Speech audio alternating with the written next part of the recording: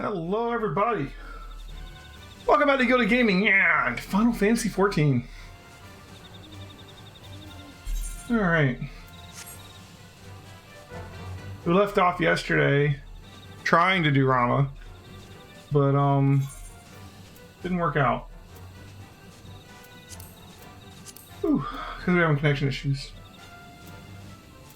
Let's try again.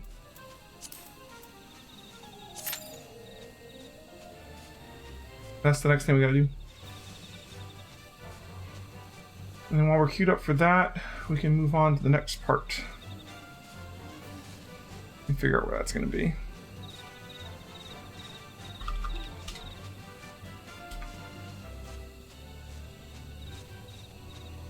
It's been a long day, guys.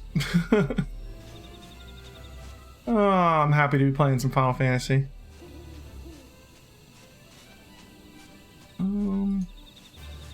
I think we're not gonna have to go back to Gridania. Alright, no.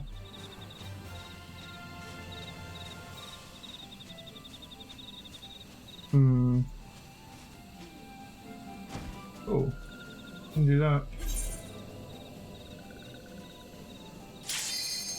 Oh, here we go. I think we have to go back down here. Alright, one more healer, come on. There we go. Let's beat some Rama. Hey, Minus. Yeah, I'm gonna keep going. Go in when you can, man. Right, so we saw this last time.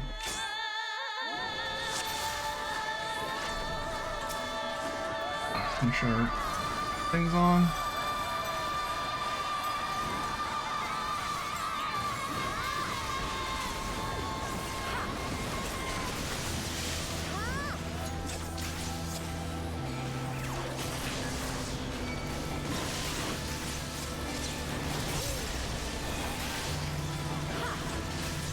Oh jeez.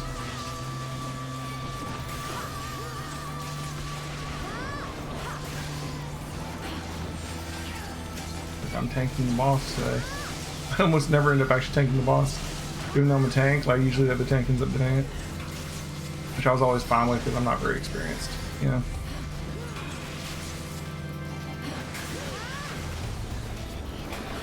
It's okay. We can do this.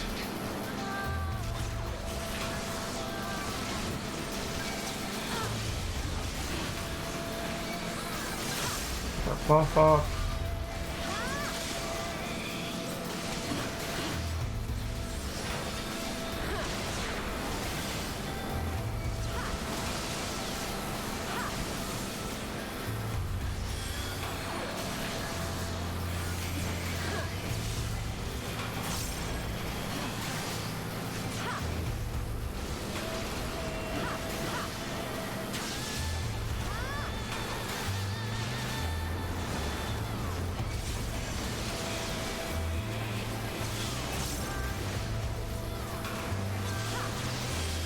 Far so good. That hurt a lot though.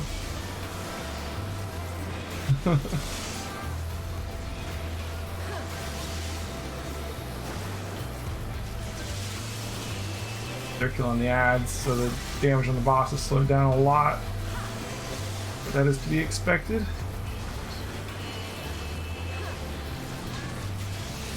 I think Chaotic Strike's a fairly big hit on me. What is Thunderstorm? Thunderstorm might be a hit on like the other people.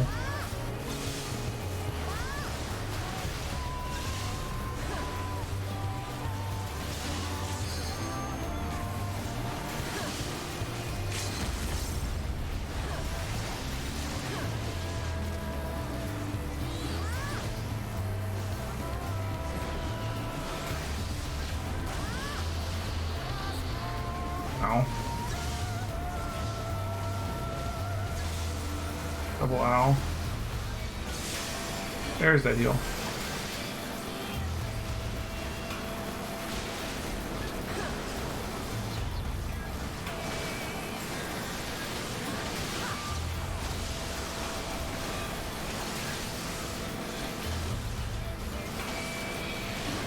That one is where the lightning connects to people. I don't know that one.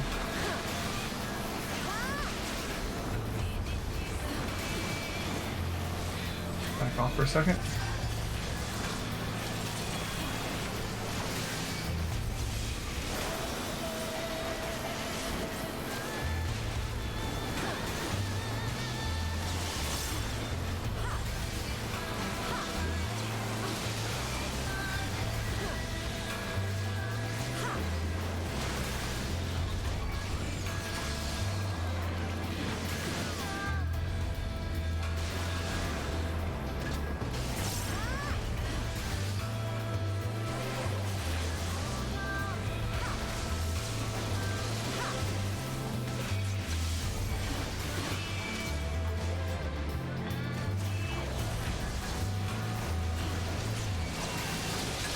He's almost dead. 5%, 4%, 3%, 1%.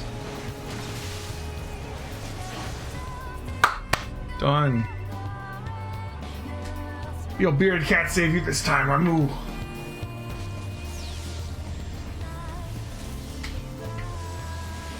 This music.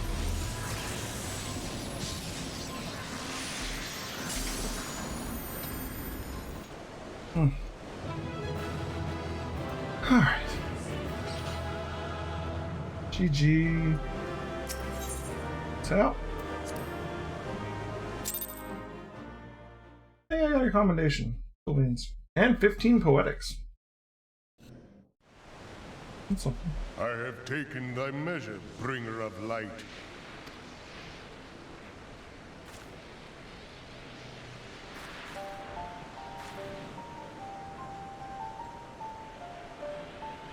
And I judge thee a worthy champion. The task of excising the sin that hath taken root in man's heart is thine. Shrink not from employing thy strength in service to the forest and the wider realm beyond. Like hungering shadows do the enemies of harmony gather, and meekness will but feed them. All right. If man is to be delivered from the dark, it shall be by thy guiding light alone. Well then. Stray not from the path, for if thou dost, thy people shall be truly lost.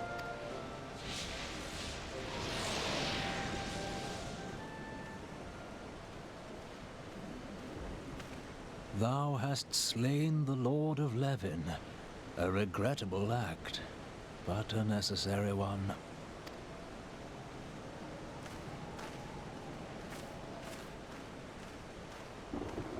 In witnessing thy struggle, a truth hath been revealed unto me. If I mistake not, it may yet prove a chink in the eternal armor of the Assyrians. But let us conclude our present business. I shall expound upon my findings at the Rising Stones anon.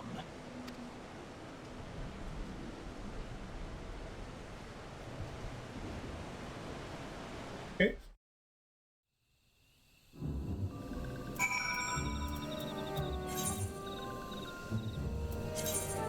We gotta go back to Little Solace. It's probably faster to teleport here, maybe. I guess it's the same because we can fly straight there. Just fly there. We don't have to actually go through the maze here. Not that it's really a maze, but I mean, like, I don't have to like go down those twisting corridors and stuff.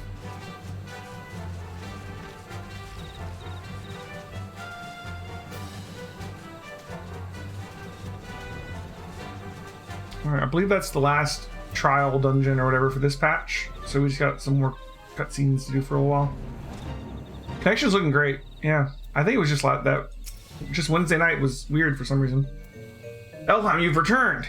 Dare I ask how Ramu received your visit? He challenged you to a test of arms? It is well then that you have some experience in such matters. Peoples of both Redania and Little Solace will be relieved to hear that the Lord of Levin has accepted your can't talk tonight. Has accepted you as the forest champion of peace. If you have performed a monumental duty this day, Elheim. The Elder Seed Seer must be informed of your deeds at once.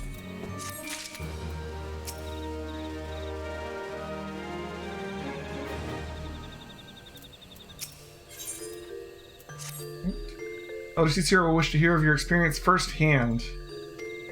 Pray return to Gridania and make directly for the Lotus Sand. The conjurate Nafika's altar will be expecting you. Fare thee well, Olheim. Alright. Let's go ahead and teleport. No. Teleport. No. No. Teleport back to Gridania. You hit the wrong thing.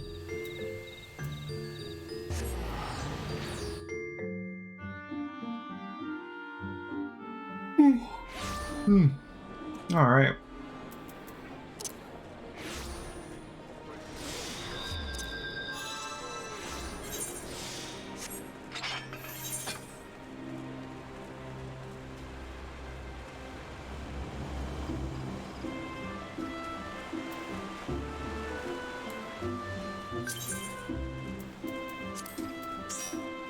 Ooh, this. Saw the Black Knight which prompted me to fled from my dear life.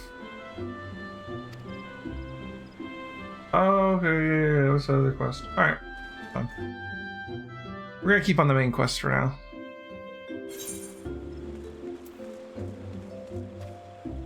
There's enough main quests to go around, honestly.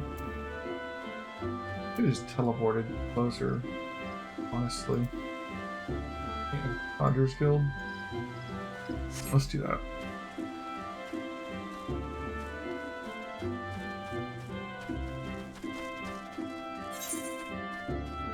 Need to repair my gear too.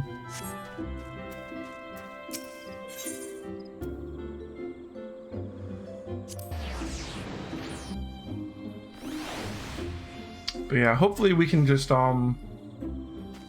push through tonight and see how far we can get.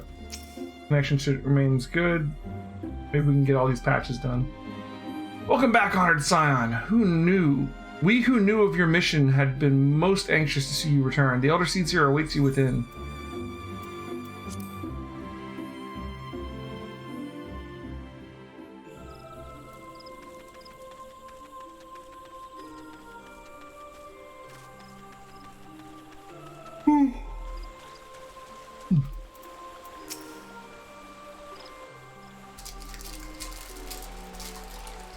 You are returned to us, dear friend, and none the worse for bearing the heavy burden which I did press upon you. Most glad am I of this. I am informed that your efforts to negotiate a peace with Lord Ramuh ended in conflict. Pray tell me, what befell?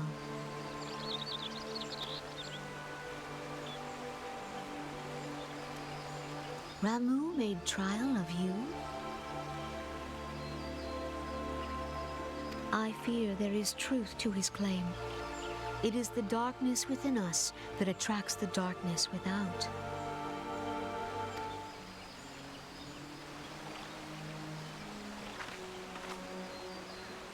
It cannot be denied that misfortune follows man. For evidence, one need only look to the conflict brewing in Cartano, or to the rising flood of refugees. Our shared struggle against the Empire should have served to seal our union. Yet the ties which bind the Alliance strain under the weight of gross self-interest. As the scars of the calamity begin to fade, so too does our sense of common purpose. Yet now is scarce the time to forget our shared responsibility.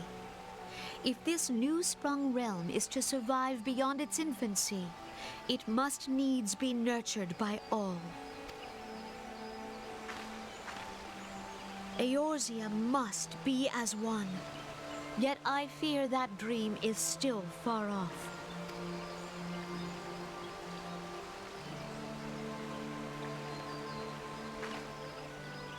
On behalf of the people of Gridania and the elementals both, I thank you for all that you and your fellow scions have done.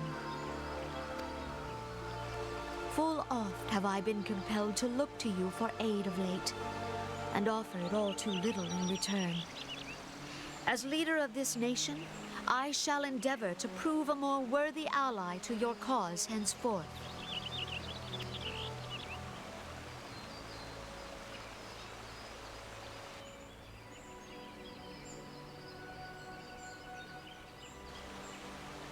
Lord Ramu has departed, yet the keening of this ill wind grows no less insistent. Voices of the forest, pray speak and I shall listen. What unseen evil begets this unease in my heart?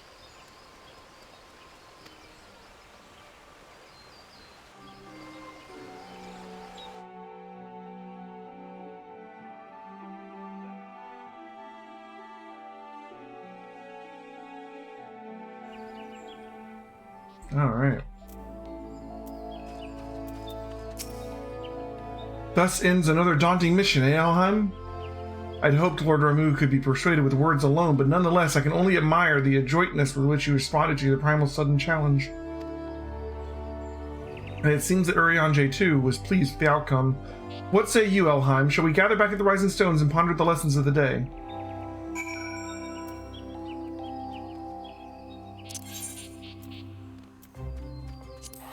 Alright, back to Revenant's Toll.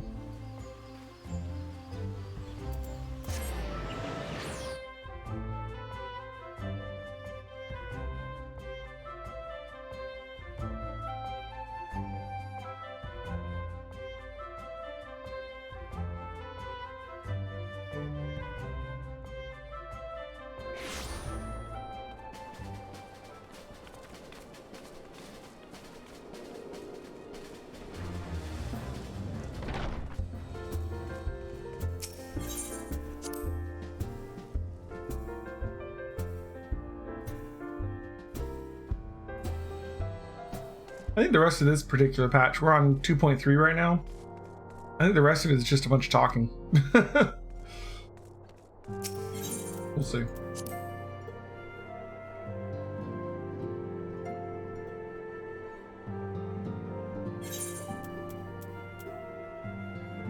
Level 90 weapon. Okay. Welcome back, Elheim. Word of your momentous encounter with Lord Ramu precedes you. I would fain share news of my own, but Urianger's discoveries must take precedence. Upon witnessing your defeat of the Lord 11, our learned companion was struck with profound insight regarding the nature of the Ascian's immortality. Let us assemble and discover his observations together.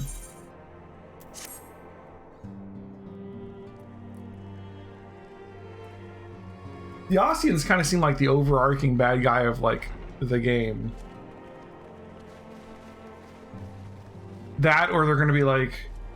if everyone is ready, let us the old gods in WoW, where like every patch you fight one of them, every expansion you fight one of them. Yeah, but I don't know. If everyone's ready, let us begin. Urianger, the floor is yours.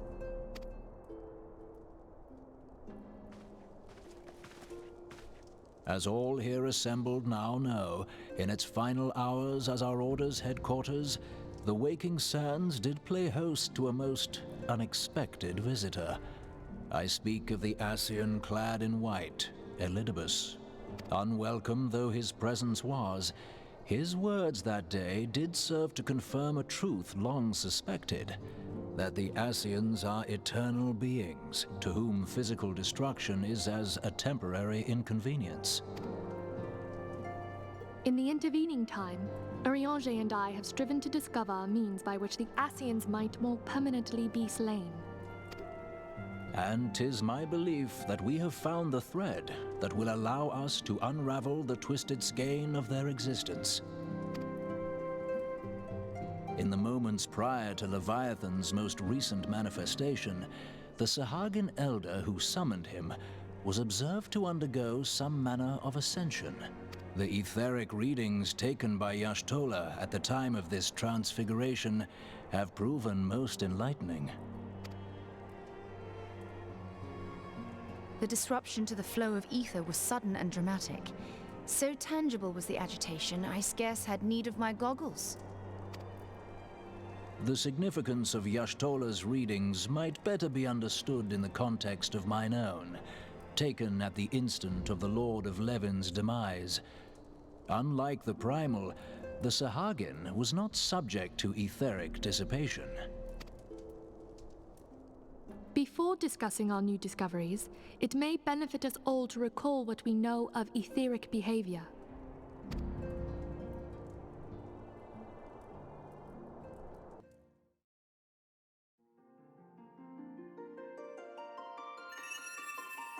let us begin at what some might call the end. When we who dwell in the material realm die, our spirits dissolve into the flow of ether and are returned to the ethereal realm. That's the live stream, right? In turn, the restless energy which suffuses that plane streams back into our world, giving rise to new life. 'Tis as the heavens did decree, the way of all mortal souls. Twixt this world and the next do the ethereal currents swirl, bearing the very essence of life. Thus doth the cycle of birth, death, and rebirth continue unabated. Primals behave somewhat differently. In order to manifest and then maintain a physical presence in this realm, they must consume vast quantities of ether, most often in the form of crystals. Though they may seem to live, their flesh is but ether given shape.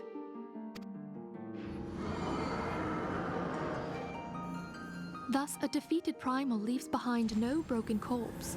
Rather, the essence of its form seeps back into the land whence it came, and the energy of its shattered spirit is called back to the ethereal realm. And there it waiteth, till next the prayers of the faithful do draw it forth from the sea of ether, to take their offering of crystals and make for itself a new body.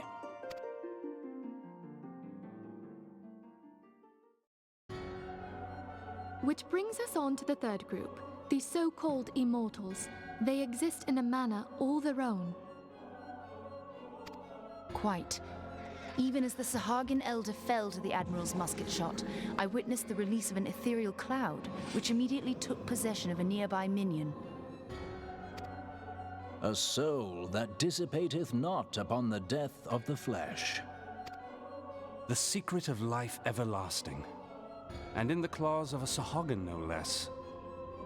But I wonder, what would happen to one of these obstinate spirits should there be no suitable host for it to claim? If mortal death entails a return to the ethereal realm, it seems doubtful that the soul of an immortal would venture there. Nay, it merely withdraweth a distance, unto the shore of the ethereal sea, perchance, but no further. Yes, it exists in neither this realm nor the next, abiding instead in the space that lies between them. The Ascians took control of Thancred by means of a crystal of darkness, an artifact which, if our theories are correct, serves as a gateway to the place I have just described. I was hoping people had forgotten about that. I am sorry, my friend. For a mercy, the weary road of our research hath brought us unto an answer. The Sahagin ascended to an immortal state, but he did not possess a crystal of darkness through which to flee this realm. Thus was he consumed by Leviathan. If we could entrap the spirits of defeated Ascians in like manner, and thereby deny them resurrection,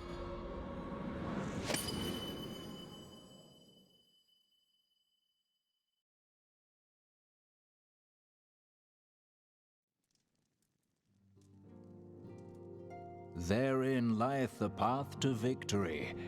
Thou art most perceptive, my lady. Only when we have trapped the bodiless soul within an ethereal prison can we hope to defeat its unnatural constancy. Thus might even an eternal paragon be consigned to oblivion. These feats are, of course, far easier said than done. At present, we lack a viable means to entrap and extinguish an Ascian soul. Yet, I believe it to be possible. The pieces of the puzzle lie before us. We have but to put them together.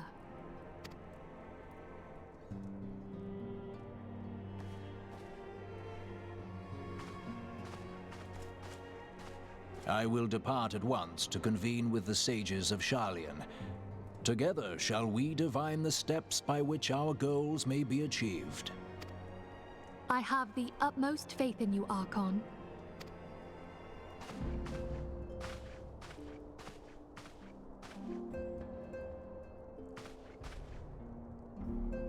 So we're gonna trap the Ossians in a soul crystal But I like you would do in raise Diablo. one final matter.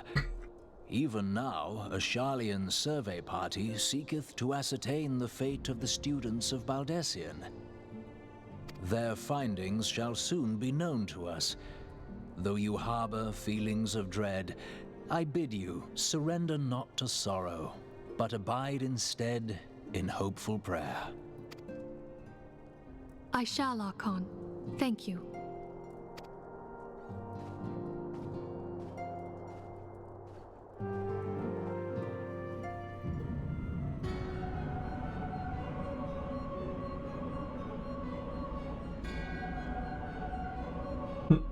It's like Kingdom Hearts. Organization 13! The Lord of Levin is returned to the Aether, as was Leviathan before him. Ramuh's acquiescence was most intriguing.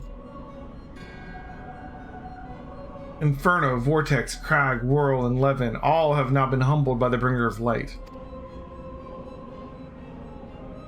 The limitless potential of man, Hydaelyn's servant, grows mightier by the day. Yet she prospers at great cost to her mistress, whose strength is all too finite. 7 times have the masses survived the rejoining. Their souls are grown weak and wan. Yet even as it innervates the Aldor, empowers our master. All that remains is to nurture the strength of the gifted and to forge the final key. And that is the task to which we bend our every effort.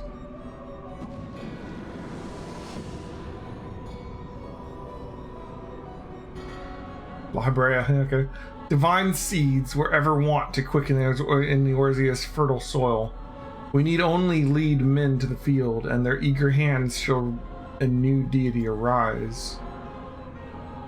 That which was shattered shall be made anew, and the one true God shall come again.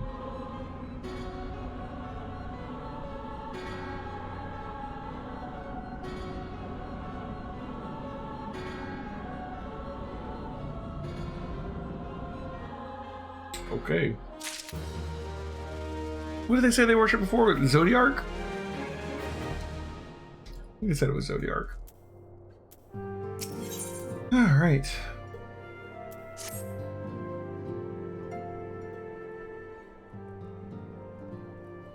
Now the matter of Ramuh has, for the present, been put to rest. There's something I would show you, Elheim.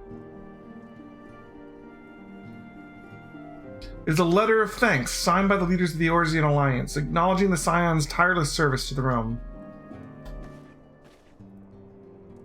It mentions in particular the names of all the defeated primals: Ifrit, Titan, Garuda, Good King Mughal XII, Leviathan, and now Ramuh. Needless to say, there is only one among our number to have faced them all. And though these words of gratitude were addressed to our order as a whole, I feel that they were meant for you above all others. I too must offer my heartfelt thanks for all that you have done. In the course of your duties, you have never once failed to answer my call to arms. You are a true hero, Elheim, and Eorzea is that much safer for your presence. Pray do not misunderstand me. I said safer, not safe.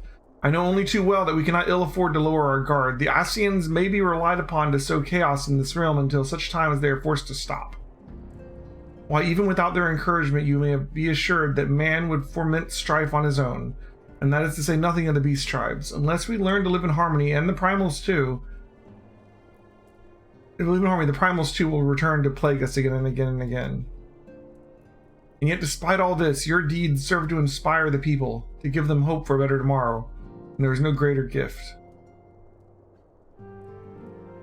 That we have courage to strive for what might otherwise seem an impossible peace, we owe in no small part to the dangers you have faced on our behalf, and the people you have won over to our cause in doing so. Our list of enemies has ever been long, but think of the allies with whom we are now blessed. Of the sylphs of Little Solace who wish not of conflict. Of the Alamegans and the Domans who stand with us, determined to halt the dread march of the Empire. And then there's Sid and the fellowship of Noah, racing to unlock the mysteries of ancient Alag, that we might be spared the horror of another ultimate weapon. Of course, when speaking of our greatest allies, we must not forget those closest to us, by which I mean our fellow scions. Thanks to their many and varied tasks, our order is uniquely equipped to combat the far-reaching corruption of the Ascians, and combat it we shall. Your enthusiasm is truly heartwarming, antecedent. Given our embarrassing wealth of allies, I trust it would not inconvenience you unduly if I absent myself for a time.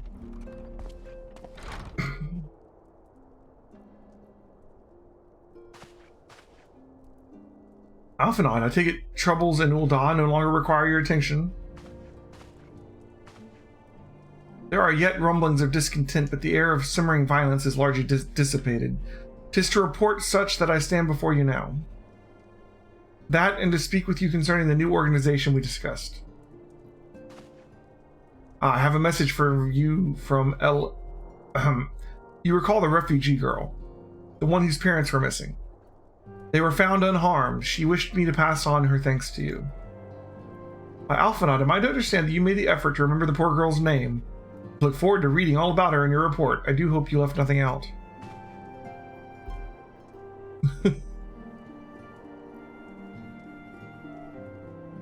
Elheim, you've been away from Evidence Toll for some time now, I believe. Might I suggest that you put the affairs of the realm to one side for the moment and take this opportunity to reacquaint yourself with the town? Which reminds me, one of the Doman children recently inquired as to your whereabouts. Yozin was his name, I believe. I believe he has some small matter he wishes to share with you. Why not oblige him a visit? Yes, let's go play with kids. That'll help us save the world. Maybe we can play hide and seek again.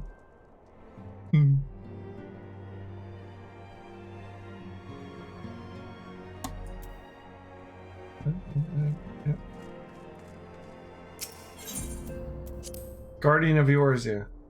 Go check out this little kid. Got it. See what this kid's up to. I'm on to you, little man.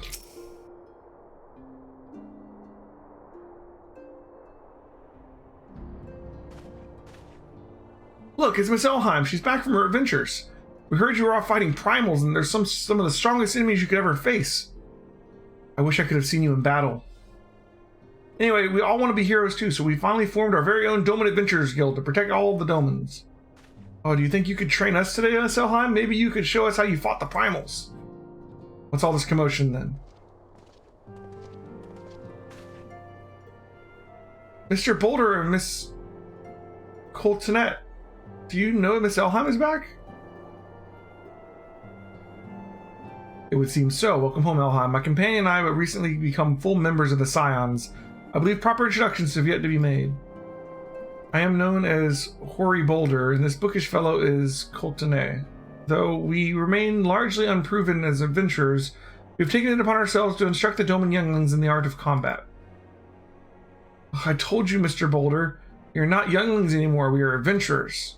We were just asking Miss Elheim if she would give us a special training. I think we're ready to hunt monsters alongside her, don't you? Well, you've certainly been diligent with your drills, but I'm afraid the fiends of Mordona are ever so slightly too dangerous for you.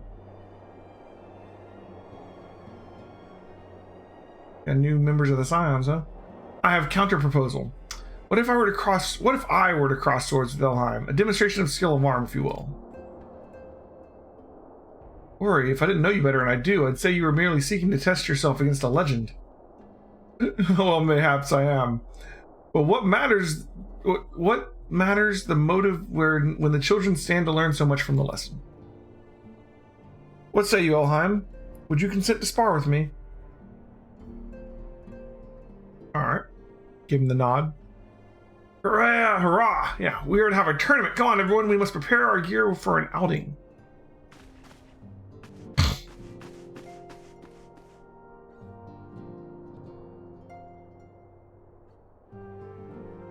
Do try not to disappoint them, Have faith. I shall summon every last ounce of my strength to make this a worthy contest. The fields to the east of town should prove suitable for our purpose. I very much look forward to our bout. Hoary Boulder, huh?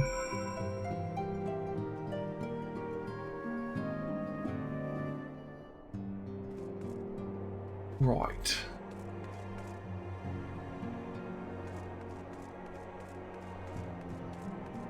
Well, let's go have a sparring match.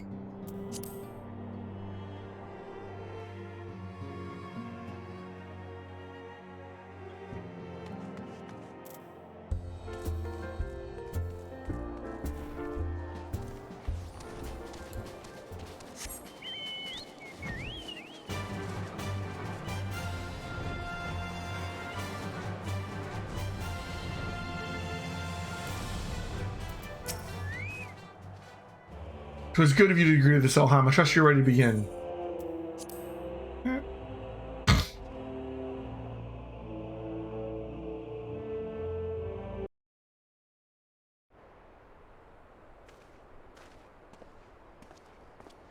Very well. Let us not keep the younglings waiting any longer. Or are you certain you wish to fight her alone? That is Elheim you face.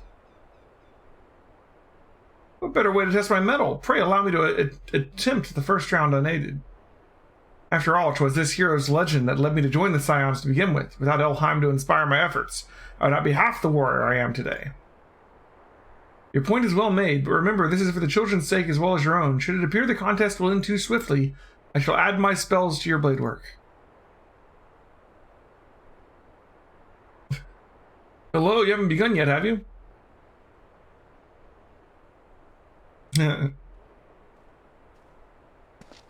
Ida, who are all these people? When I heard about your sparring match, I told everyone I could find. I thought you could use a crowd to cheer you on.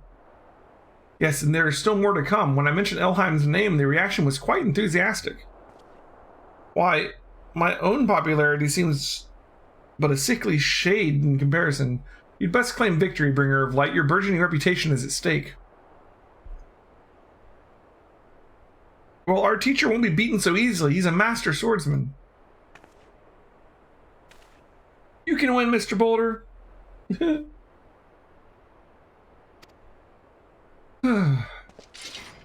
Alright. We shall soon see. Be on your guard.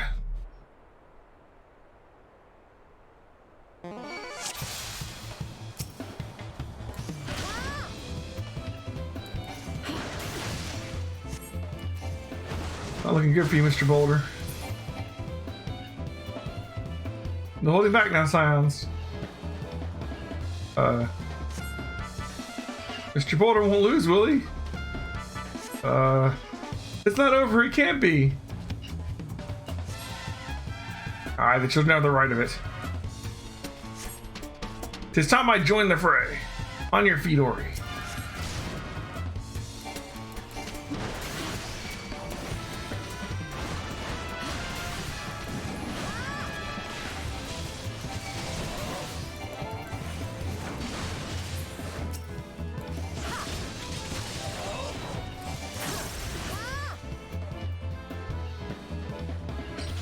Oh no, he looks hurt.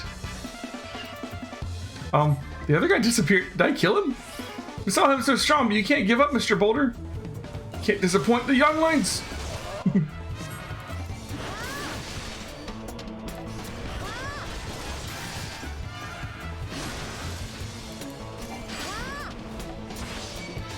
Poor guy. He's trying. Oh, he's stopped at 5%. Oh, we're 3. I stopped using abilities. I don't want to like discourage him. You have bested me. I yield. Alright. That was incredible. She beat them both at the same time. We knew you couldn't lose, Elheim. No one can defeat the Guardian of Eorzea.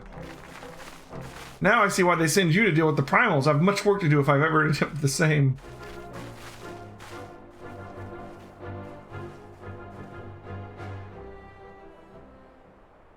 That was a cool little quest.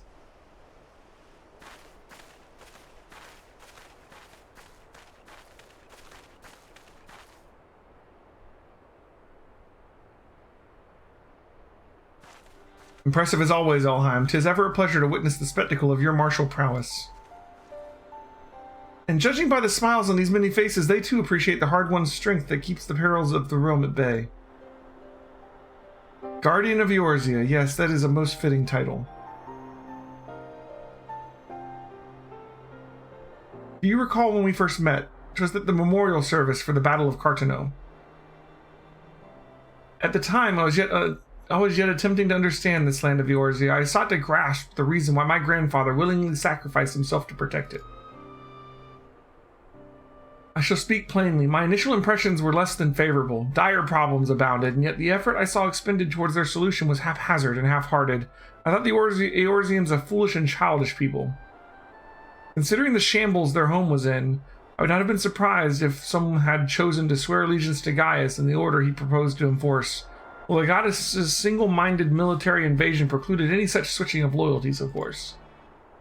Were it not for a desire to continue grandfather's legacy, I would have abandoned the realm to its fate long ago. The threats were too many, and the nations too self-involved and unstable.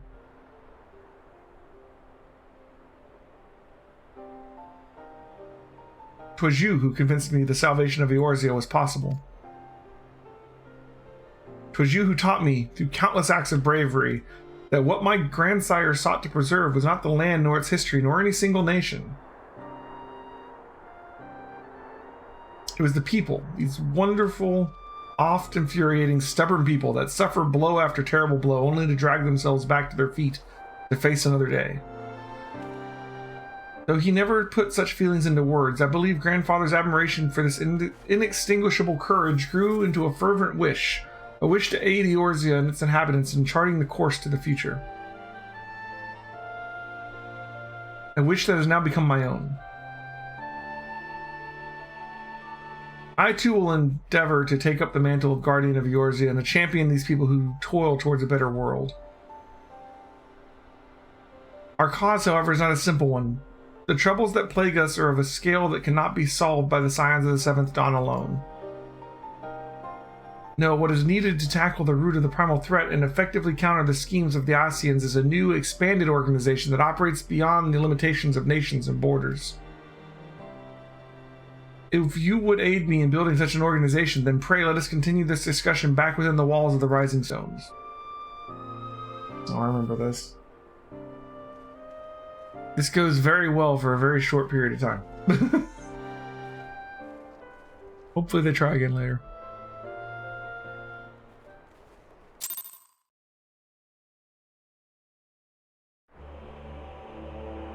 Here. Talk to Alphino.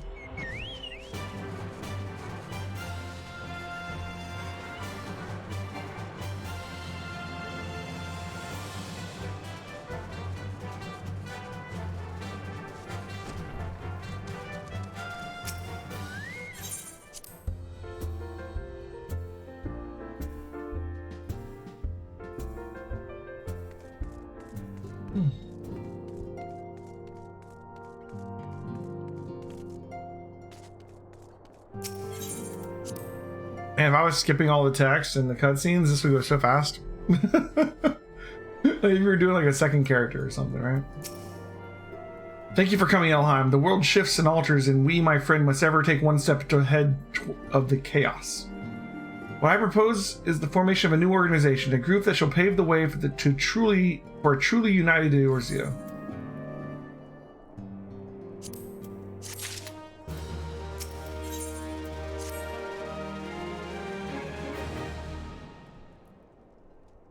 Pray forgive me if I tread all over old ground, but I would first speak of the grand plan. Since the advent of the 7th Astral Era, the leaders of the three nations have been deliberating over an accord that seeks to bring the disparate forces of Eorzea together into a single entity. A realm-wide grand company, if you will. The military might of such an institution would be drawn from every corner of the land and directed against threats that no single nation could hope to overcome alone. Yet while the purpose of this hypothetical organization is undisputed, the logistics of its formation have been the source of endless debate. The longer these discussions continue, the more I sense the impetus towards unification draining away, and thus I have been campaigning for the creation of what might be considered a trial company. It will be on a much smaller scale than what we hope to eventually achieve, but capable of the same manner of unrestricted operation accorded to the Scions. It is my hope that the successful utilization of such a force will lend a momentum to the lagging deliberations. Also, being a primarily military outfit, I mean to assuage fears of misuse by placing the fledgling organization under the authority of the antecedent. The Scions work tirelessly to protect Eorzea and its people. But as you yourself have witnessed with the refugee revolt, there are limitations to what even we can achieve. With this new company under the Scion's command, however, we will be capable of responding to a wider range of difficulties without straining our resources or overtaxing your formidable talents. The goals of my proposed organization and those of the Scions are ultimately identical, the point conceded by all concerned. But before I can move forward with establishing this precursor to the true border-spanning Grand Company, it is yet unnecessary that I visit the three leaders to gain their official approval. A tiresome and time-consuming task, which is why I would ask that you accompany me on the journey and attend to the business of recruiting our inaugural members while I otherwise engage with the bureaucratic formalities. Thank you. It is reassuring indeed to know that the Bringer of Light and her discerning eye will be selecting our future allies. Our first destination will be Limsa Lominsa. Let us rendezvous at Bulwark Hall. Okay.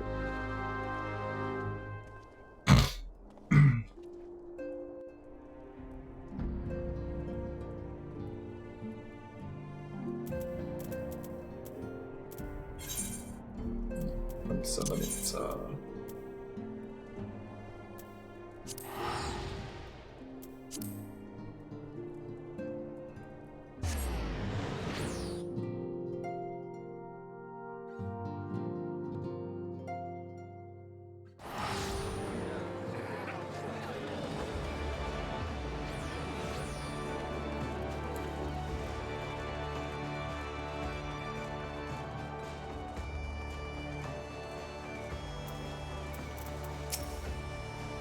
Ah, there you are. I was ready to ascend the bridge and speak to Admiral blah, blah, blah. When the Admiral and I are finalizing promissory boundaries and signing parchments, I'd have you begin the recruitment process in earnest. I have, of course, endeavored to spread the word of our organization through various channels, but I believe a personal approach will reach many who may otherwise remain ignorant to the opportunity. As for potential members, 'tis no matter should they already be pledged to another institution, only that they be willing to lend their strength when the situation demands it. When you needn't range into the countryside, the upper decks alone are populated with sufficient candidates to suit our purpose. Once you're satisfied with your recruiting efforts, meet me at the airship and ticket counter, and that we may prepare for the next leg of our journey. Very good recruiting. Alright.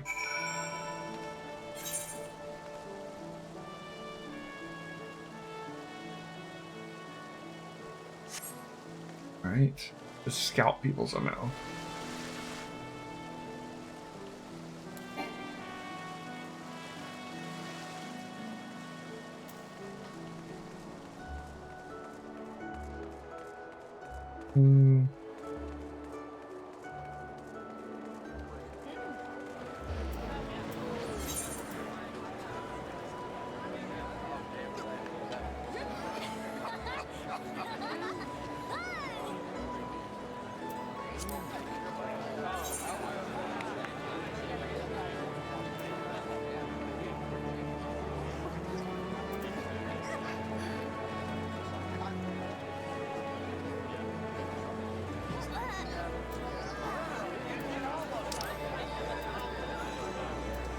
Oh, here we go.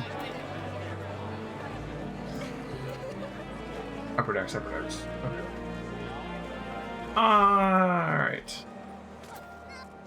Right. Ah, yes, Admiral blah, blah, blah, blah, blah, blah. I mean, if she wanted me to pronounce her name, she should have spelled it.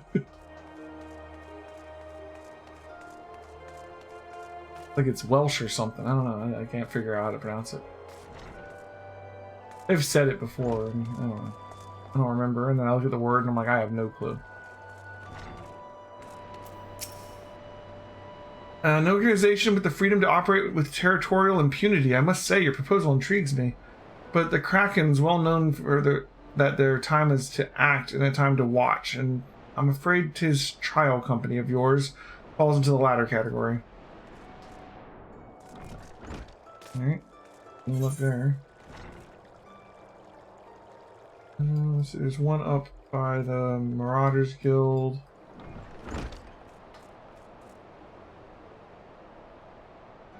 One over there. One by the blacksmiths. And one out there. Alright. Do the Marauders Guild one first.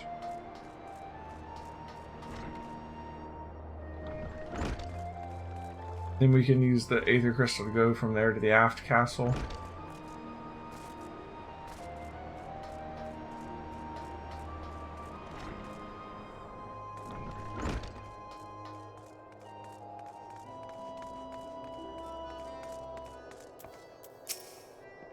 Master Alphanon's new organization. Yes, I had heard the formation of this trial company was in the offing. It is with regret, however, that I must decline your invitation. As commander of the Yellow Jackets, the protection of Linsa Lemensa must receive my full attention. That makes sense. It's been a while since we've been to the Marauders Guild. Kind of like graduated from there.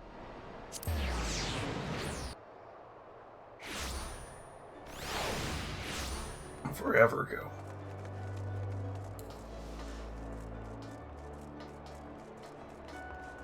Oh man, there's another quest here. Highway robbery.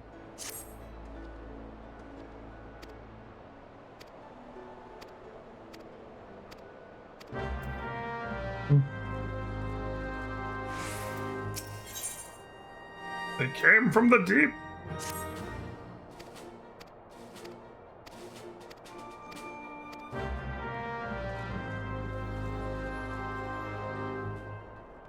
Oh, there was one over here. Oh, it's down below. The next one down. Okay.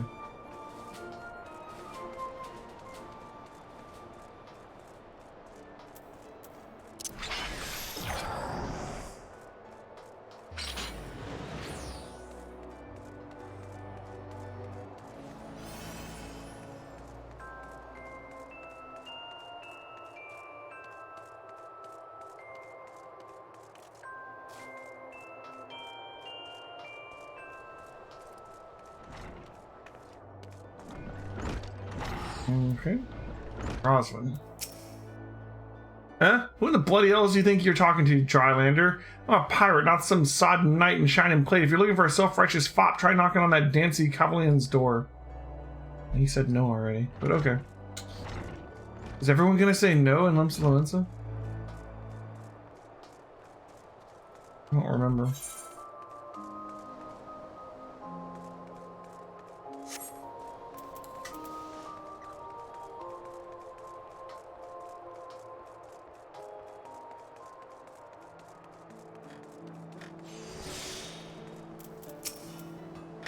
Precursor to the United Yorzian Grand Company. I do admire the scope of your ambition. My responsibilities here keep me close to the forge. I have not the time to be traipsing hither and yon across the realm. Should you require my skills as an armorer, however, I might be willing to accept some special commissions. That's something. And the last one's over there.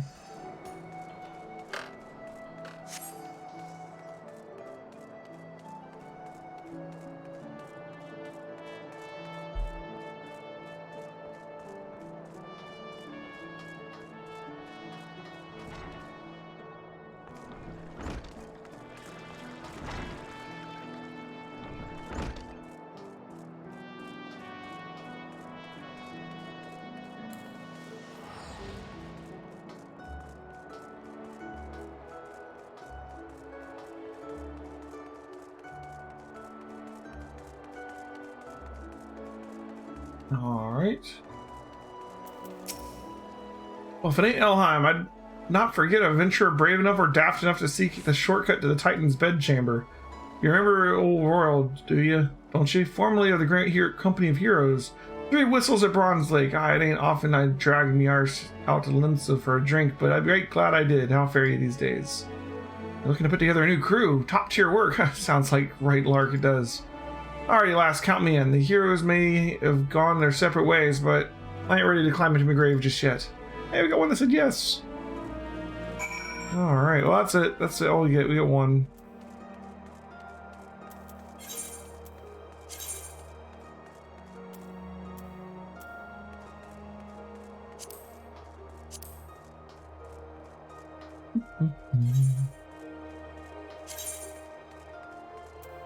Alright, we gotta go to the airship landing. Alright.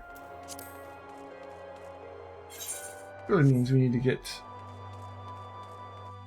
back to an Aether Crystal, probably.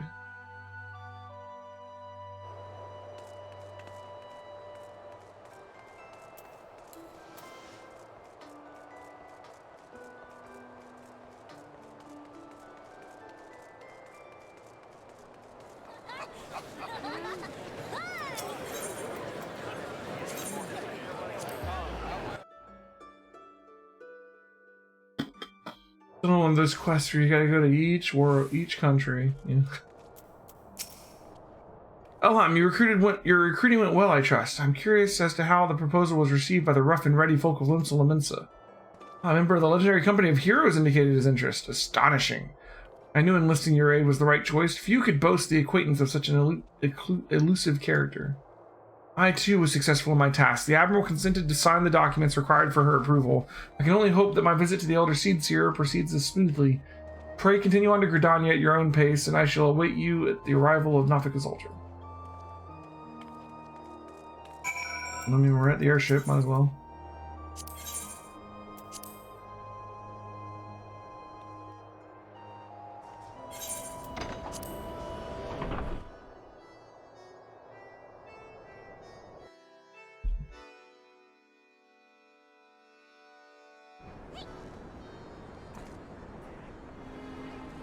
They have Final Fantasy, they're not afraid to just kind of like take their time with their quests. Another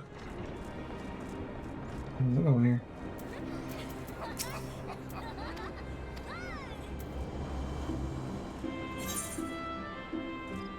That's the last one over here. I need to clear out all these other quests at some point. Most of them are just like unlocking dungeons.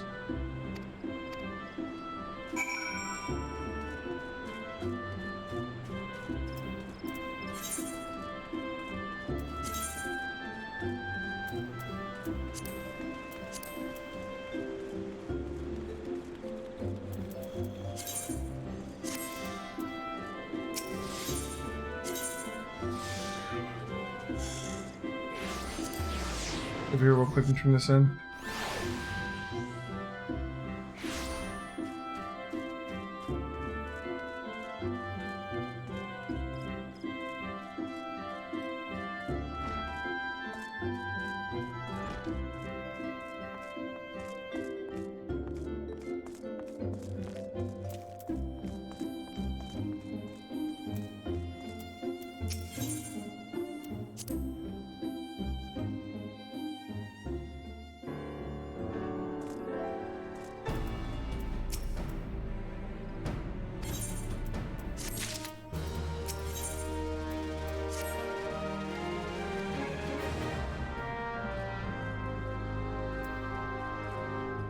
I gotta get a quarry mill. Oof. Okay.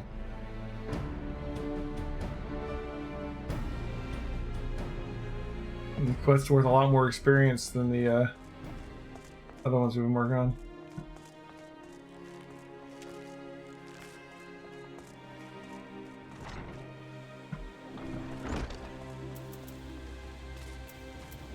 Nafika's Ultra, I think we need to go to the Conjurer's Guild, right?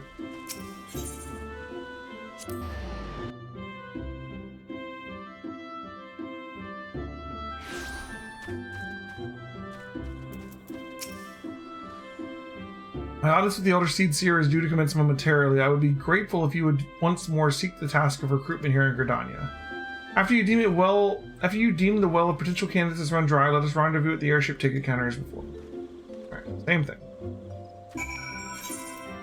Let's see. One up there. One up there. One there. Only 4 this time. One here. Alright, so let's start at the amphitheater.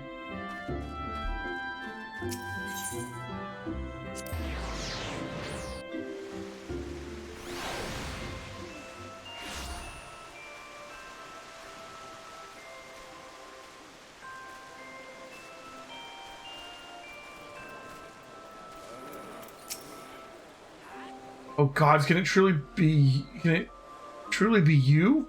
A fickle fortune must first face I see upon my race be yours. Huh? Could it be that you don't remember me? It is I, Laurentius, the man whose crimes you exposed. I was a whaler and a regular patron at Buscarone's. Yes, now I remember. Well, of course you do. I was beginning to wonder if jail had changed me more than I realized. Not that I have any particular wish to be recognized after my shameful conduct. The less said of my past, the better, I suppose. What of you, adventurer? What business brings you to this part of Gridania? Recruiting, eh? What is your policy on reformed convicts? As matters stand, the wood whalers will have not more to do with me. This may be just the second chance I was looking for. Revenant's toll, you say. I shall leave at once. You shall not regret this, I promise you now. I am a changed man. Oh. I do remember Laurentius. Alright. Let's make this circle here. We can check the achievement vendor too while we're there. Maybe we can get another mount.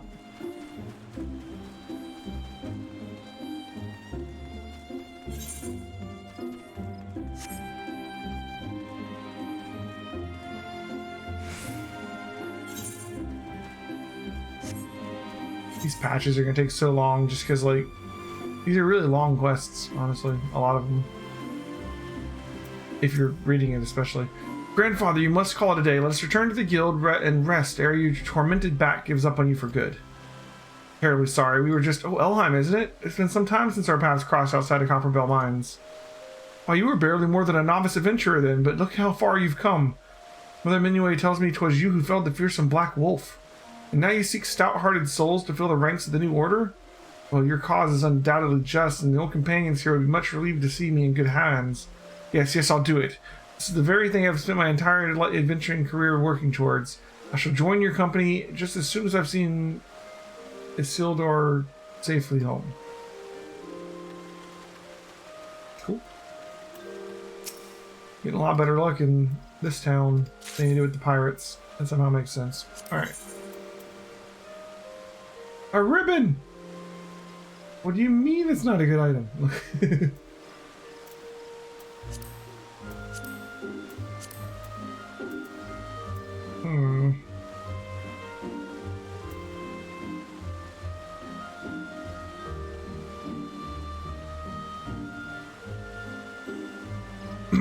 Someone calls Arwen.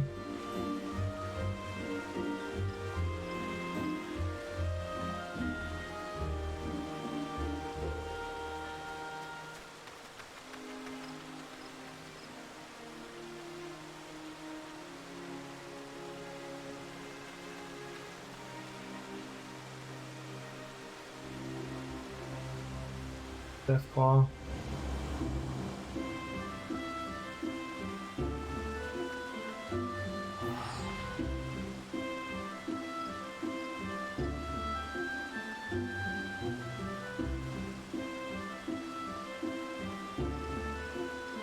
I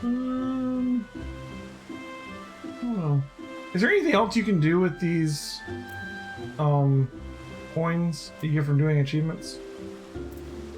Or is this like the place to use them? I guess it doesn't matter, we can always get more.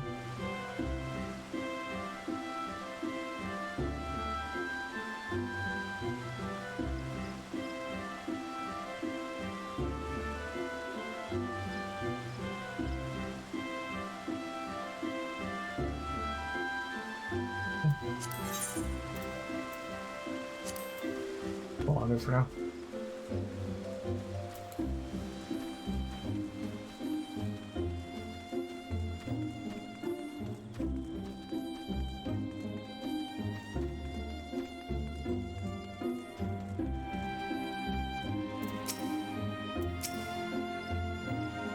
You would offer this old man a place in your company of champions. I'm both puzzled and honored by your invitation. Pray forgive me, young mistress, but I cannot accept. I have sworn to abide here whatever scant years remain to me, and bear responsibility for the evils my lady has wrought upon this land. Oh, this is the guy from the manor. Oh. It's cool how the people that we're trying to recruit are like from the earlier quests. That's kind of cool. We're not just recruiting random citizens around town, we're like recruiting people that we've had interactions with throughout the main story.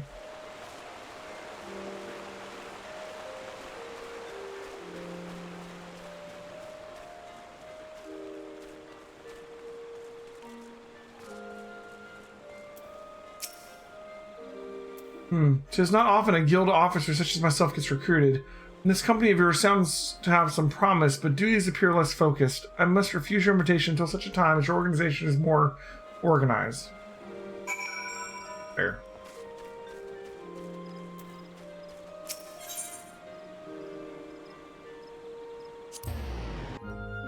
Alright. I just gotta do Ul'dah. These quests go way faster when you aren't reading everything? Yeah, like, there's so much reading in cutscenes. You already hit Snowcloak? Oh my god. I hope I get there tonight. What news, Elheim? For my part, the Elder Seed Seer is most amenable to our requirements. Oh, we should get there tonight. I think the quests at the beginning of a patch go faster than the quests at the end of a patch. They put a lot more story at the end. A former wood whaler and a seasoned adventurer, our company will not lack for variety, that much is certain. An interesting harvest indeed. So we strike into Ul'dah whilst the iron is hot. Let us meet at the Royal Promenade and endeavor to conclude the remaining business. Our journey draws to a close. Alright. We can just teleport to Ul'dah. That's where our crystal's found.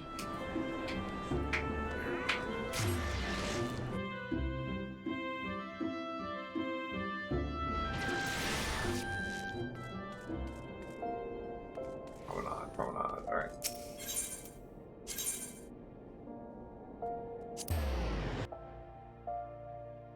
I've been informed that my son is having a quote-unquote sleepover with my wife right now, so him and Dez are like in our bed watching movies or something, and he's just gonna take my bed.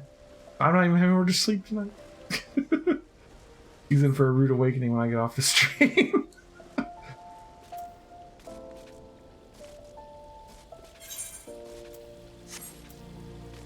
Wait, I passed him? I passed him, didn't I?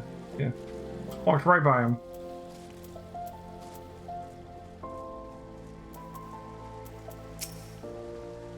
Ul'dah, the Gilded City. Ah, nice. Where one's fortune defies one's worth. I hope some manner of fortune is with us, and this final leg proves as successful as the previous two.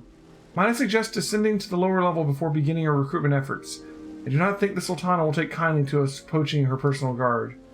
Let's meet back here at the promenade when our respective tasks are completed. Good luck. Good hunting, Elheim. Okay, so where are we gonna get to?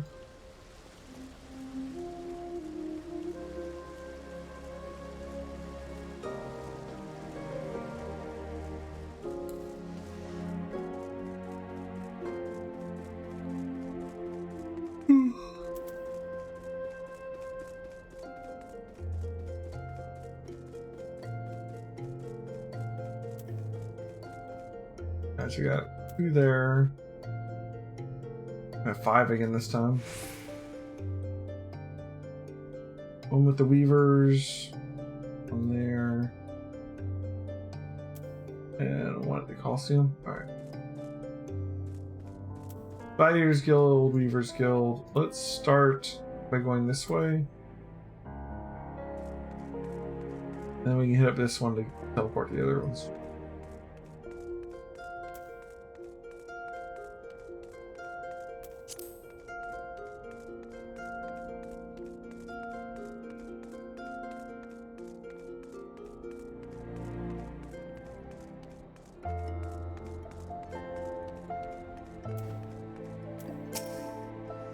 You come to tell me the news, soldier. I've already heard it. Seems the would-be savior of Ul'dah's refugees went and got himself killed. And not by your hand. He was just a pawn and hapless cast-off he sought to deceive, eh? That's not why you're here? You'd be surprised what rumors drift down from Pearl Lane. I know of this glorious new company of yours and just how far I'd go to avoid getting involved with it. Whispers on the street say your organization is funded by corrupt coin, by syndicate money. If you think you're recruiting for a just cause, then you're a bigger fool than I took you for. He's a smart man.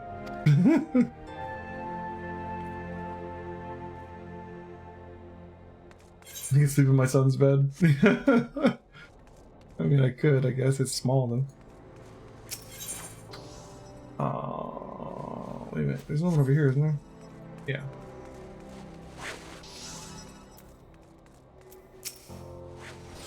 A company that looks to cure the ills of the entire realm.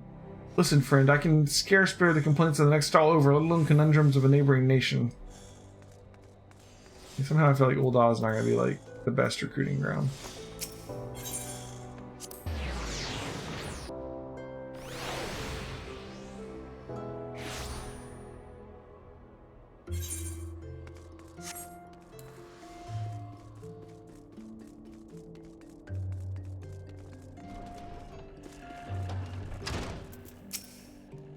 I'm sorry you wish to recruit me. Is this some new fashion-mannered propositioning of a lady?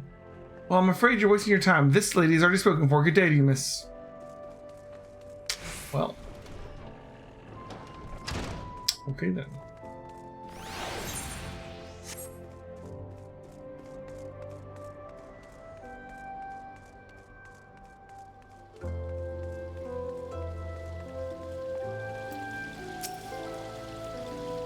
Oh, what a happy coincidence. Do you remember me, perchance? I am Alson of the Church of Saint Adama Landama.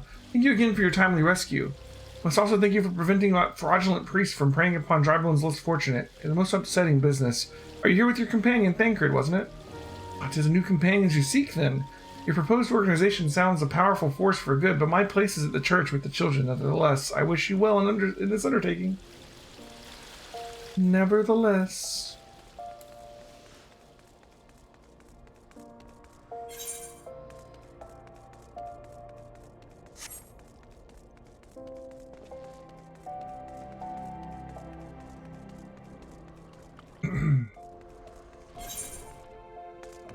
Goldsmiths. We need to go to the Marauder. No, the Black Gladiators.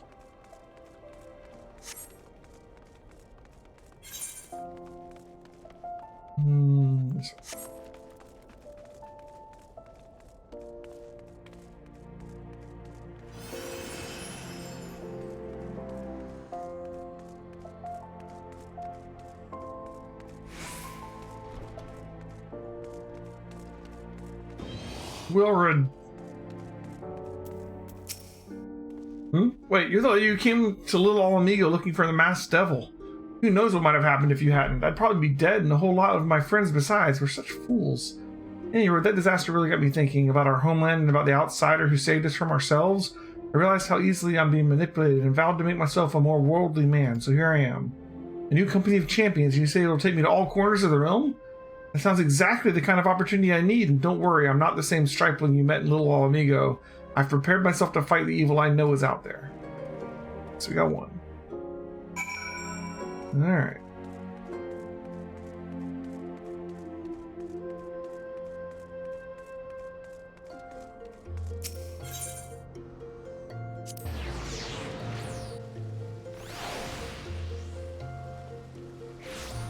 Alright. Speaking of Deadshire, she's starting Final Fantasy VI tomorrow night. We're actually going to start the stream 2 hours early because we want to get in some extra Final Fantasy VI time. We're excited to play it. So we're going to be starting at 6 tomorrow.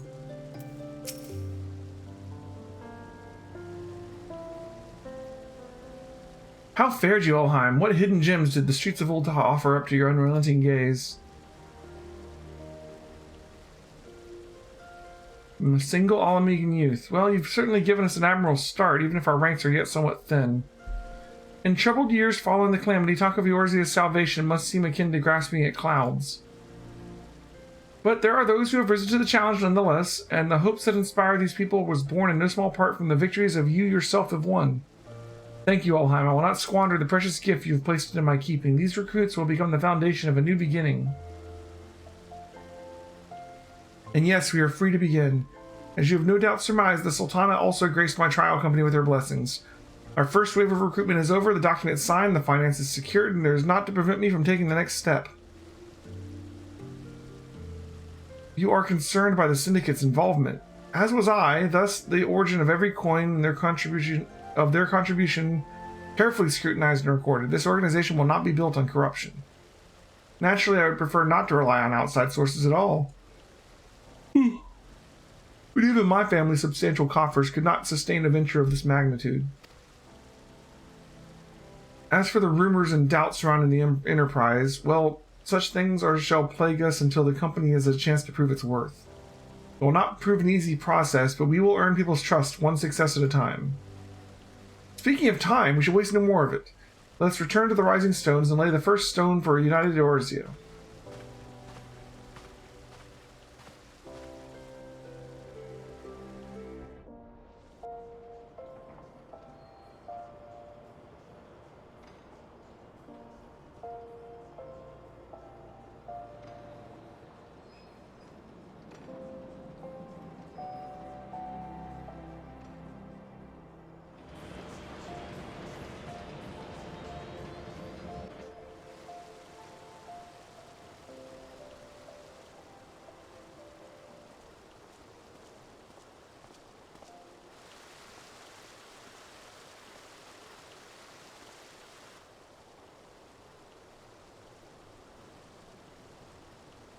Tell me, General, what think you of Alfino's bold endeavor?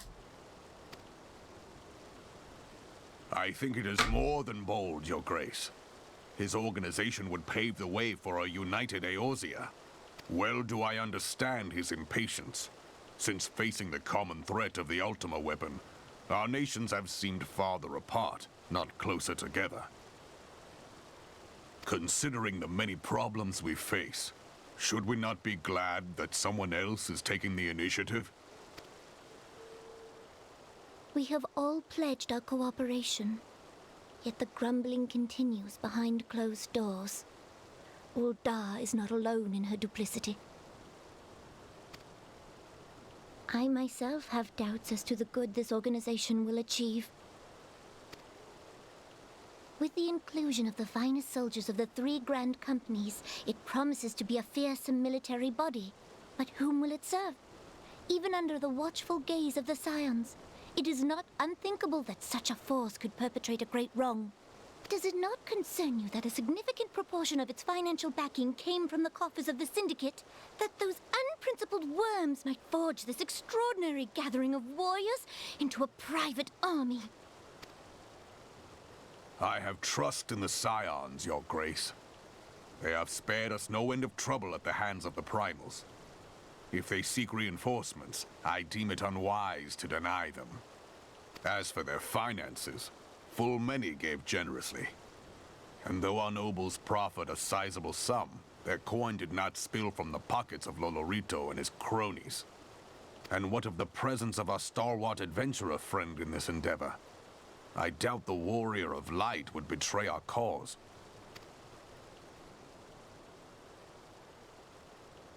Yes, there is that, I suppose. Yet I have known people to change. Whether we will or no, the events of the age hurl us this way and that, like a dust devil skipping across the sands. Cannot be done about Telechi? I have explored all avenues available to us, Your Grace. But as Ul'dah law now stands, we lack the evidence to convict him of any crime. To arrest him on spurious grounds would only play into his hands.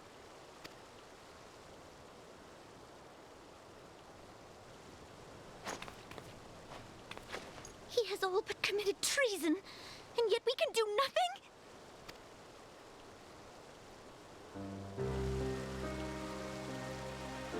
Then what good our government?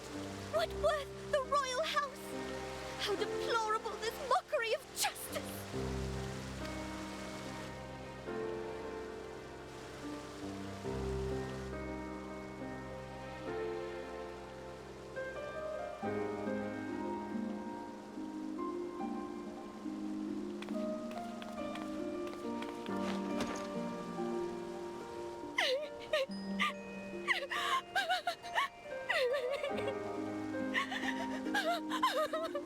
Have faith, Your Grace.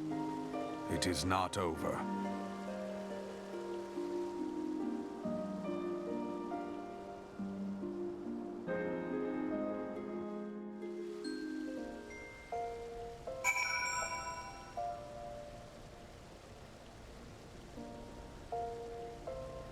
What's that, guys?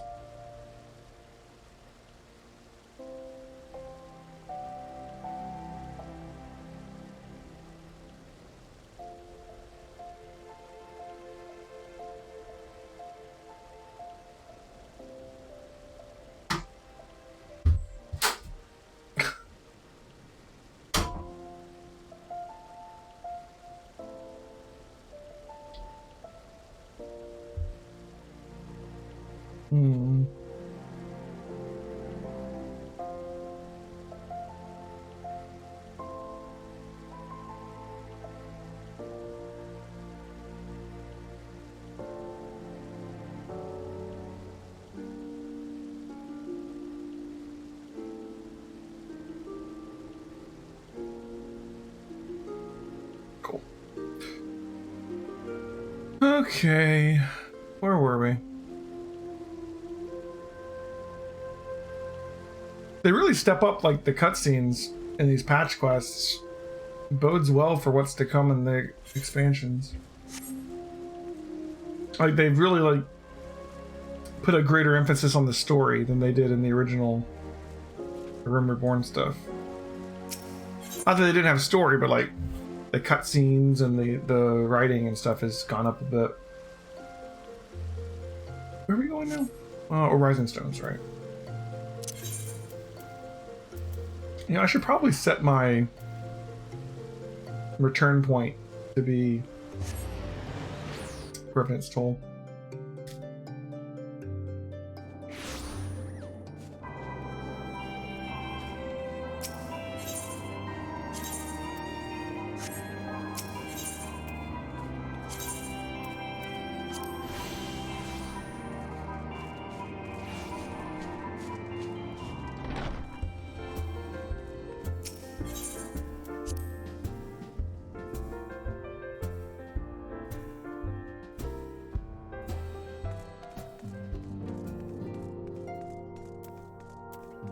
Alright. That should be the end of recruiting the realm. We've still got 3 more quests left in patch 2.3. It's not a journey I soon wish to repeat. I cannot pause to rest. The culmination of all our effort is at hand. I must see to the preparations for the inaugural ceremony. Thank you for allowing me to monopolize your services, Elheim. I am certain the antecedent will be relieved to see you free for other duties.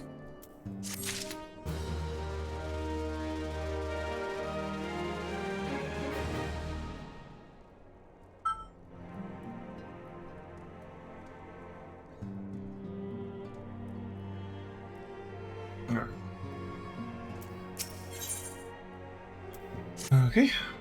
Greetings, Elheim. Alphinaud tells me that all is in place to begin his trial company. The Scions shall certainly be grateful to have the support of such an organization. The inaugural ceremony is set to take place here at the Rising Stones. Carteru is cooperating with Alphinaud to see all is in readiness, so I'm afraid the recruits themselves have been left to their own devices for the time being. Quite a number of new faces have arrived in Revenant's Toll of late, and I wonder if Slafborn might not be himself overwhelmed. Would you speak with him? Yeah, we'll go check on him. Right.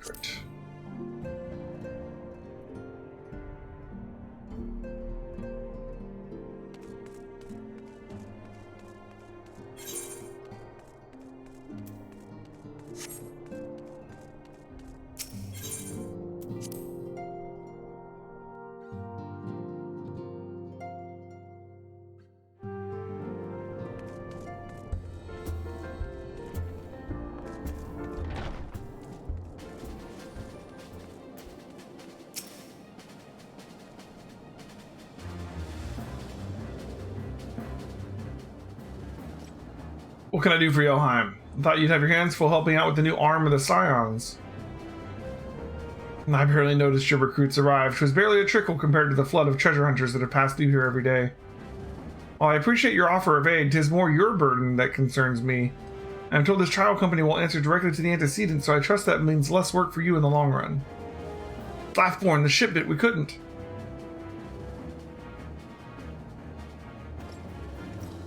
Gods, woman, what befell?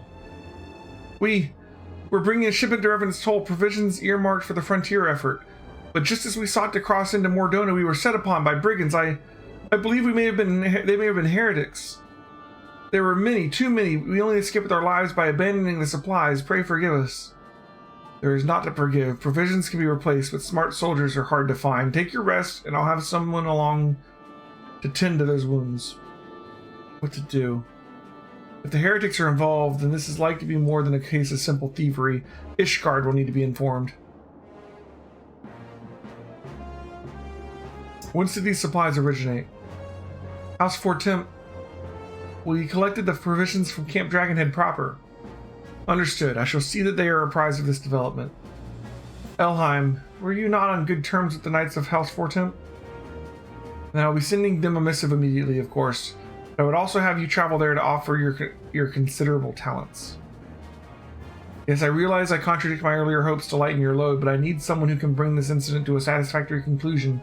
Our favorable relations with Ishgard are far too important to risk half measures. Thank you for your understanding. I'm certain Lord Hashfont will be glad of your assistance. Okay.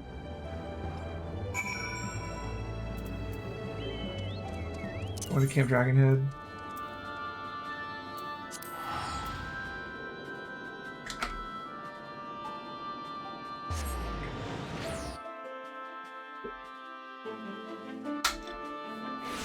Alright.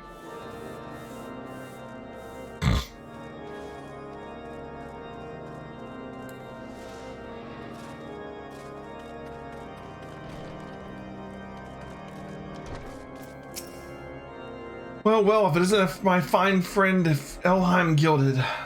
Wouldn't you care for a plate of roast Paracool?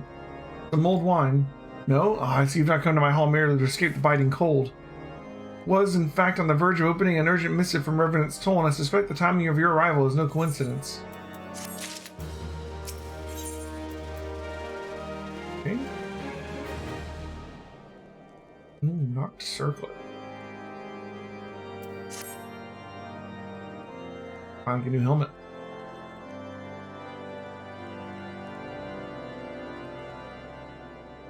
The incident with the new frontier hands?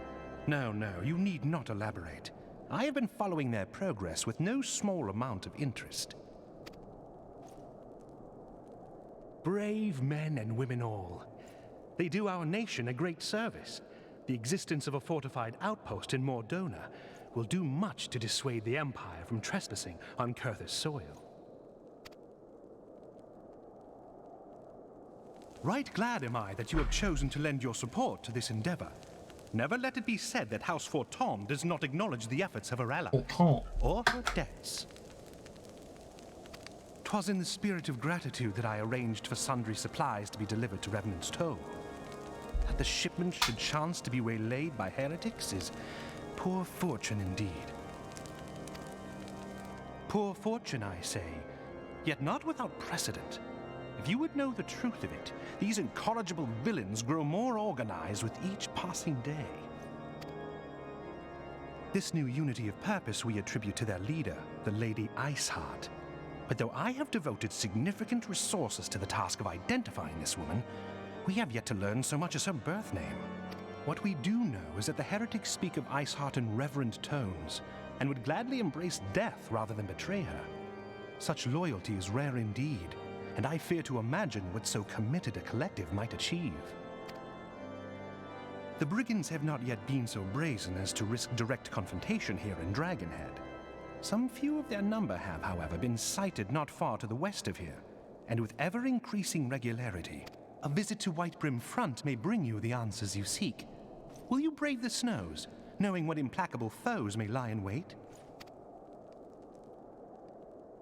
Halone's blessings be upon you! Though I take no pride in the admission, many of mine own countrymen are not so well suited as you adventurers to dealing with such foes. Were they dragons, it might be otherwise. But truly, I could not wish for a finer ally. You have done much for my house in the past, and I have no doubt but that I shall have cause to celebrate your deeds again ere long. Should you learn aught of value, pray return to me forthwith. A warm hearth and a warmer welcome shall be waiting for you.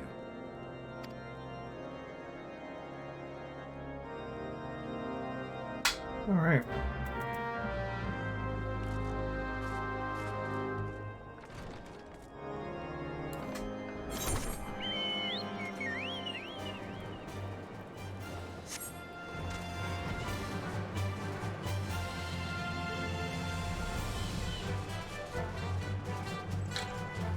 We're getting ready to go into the Lady Iceheart stuff. That makes sense because Snowcloak and Shiva are next, right?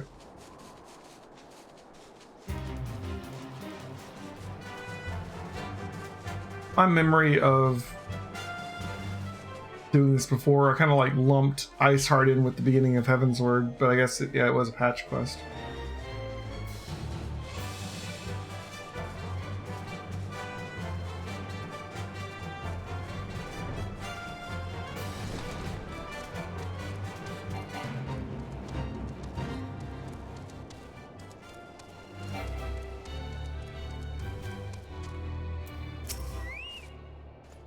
Elheim, is there aught you would ask of me? I pray speak plainly. I'm a man of action and need no honey words. On the trail of a band of thieving heretics, you say? Nice. By the fury, but you do seem destined to cross paths with those villains. I must confess then, 'tis sad truth that the wilds hereabouts have indeed grown thick with their number. They strike swiftly, without warning, and they are canny enough to evade the most able trackers. But 'tis not merely their newfound organization that confounds us. The heretics themselves seem somehow changed. I know not what manner of influence this Iceheart wields, but the men we face seem utterly lost in the grip of her righteous fervor. 'Tis an unsettling and unnatural zeal. Mayhap you would care to question one of their recent victims. If fate would have it, your arrival came moments after a traitor was waylaid by the road. Patrol found the unfortunate fellow lying senseless in the snow and carries him now to our infirmary. Assuming he's regained use of his faculties, the merchant might recall some small detail that could aid you in your task.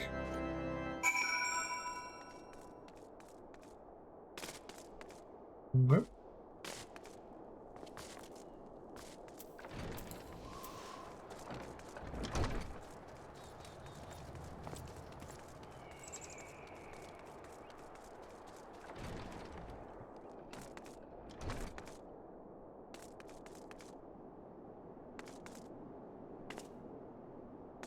It's upstairs.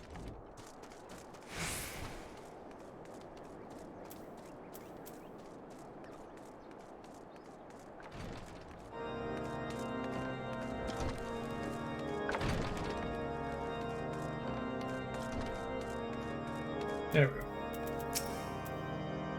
Hey, what happened? Why, yes, of course. I'm quite recovered enough for that.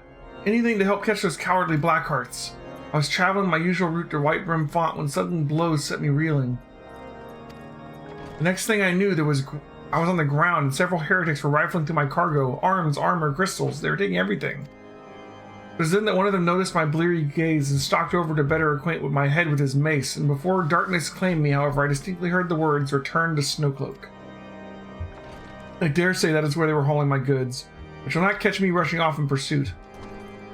They tell me 'twas a miracle I survived at all, and I'll not trust my thick skull to save me a second time. There. Alright.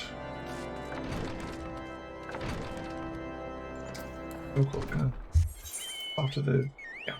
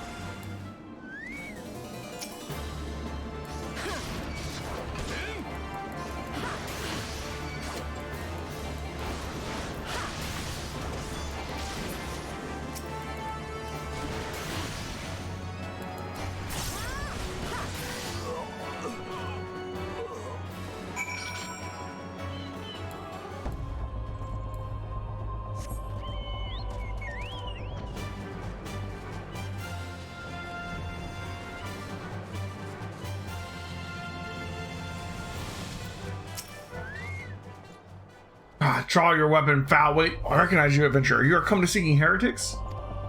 Then we share a common purpose. We were on patrol when we chanced upon across one of their raiding parties and pursued them here. By rights, we should have had them cornered in this ravine, and yet they are gone, vanished like icy wraiths.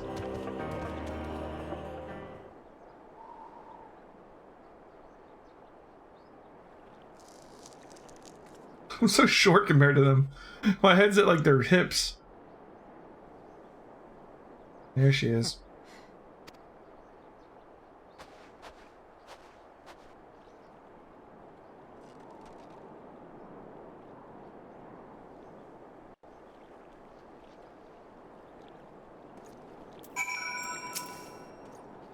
You glimpsed a woman atop the cliff. Could it be Iceheart herself come to sneer at our folly? And to where did she disappear? The heretics must have discovered a passage to the frozen wall, some hidden tunnel that escaped our notice. We have not the men to risk further investigation. 'Twould be best if we were to return to Whitebrim Front and lay our suspicions before Lord Jolmong. Okay. I mean, I could just, like, fly up there and chase her, but, whatever. You guys need to get a chocobo.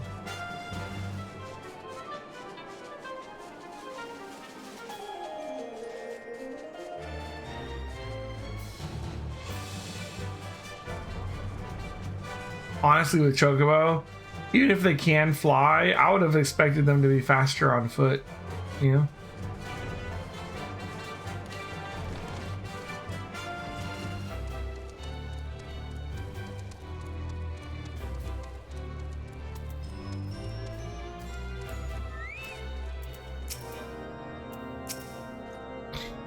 Elheim, it appears I owe you my thanks once again. The surviving knights spared no detail in their report. The men you found near Snowcloak were some of my finest, and they should be bested so handily. I fear that I woefully underestimated the threat these heretics pose. While I understand you might balk at the notion, I must ask that you put aside your mission, consider the stolen provisions lost to us for now. 'Twould be ill-advised to blunder unprepared into what may well be the lair of our enemy. Pray return to Dragonhead and inform Lord Hoshfont that our discoveries he'll be wished to plan contingencies of his own. As for Iceheart and her fanatics, the freezing heights of Snowcloak will not shield them from our justice for long. Okay.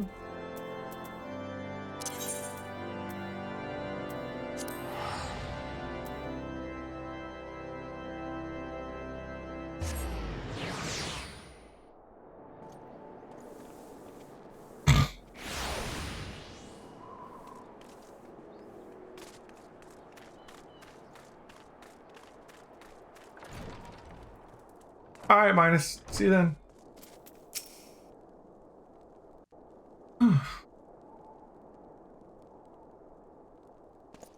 Your return is most timely. Of their own accord, my thoughts had turned to your task and the progress thereof. I confess, my imaginings tended toward the grim and bloody.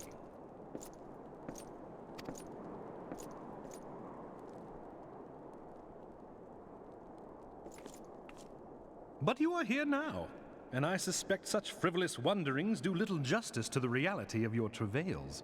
Tell me, what did you learn of Iceheart?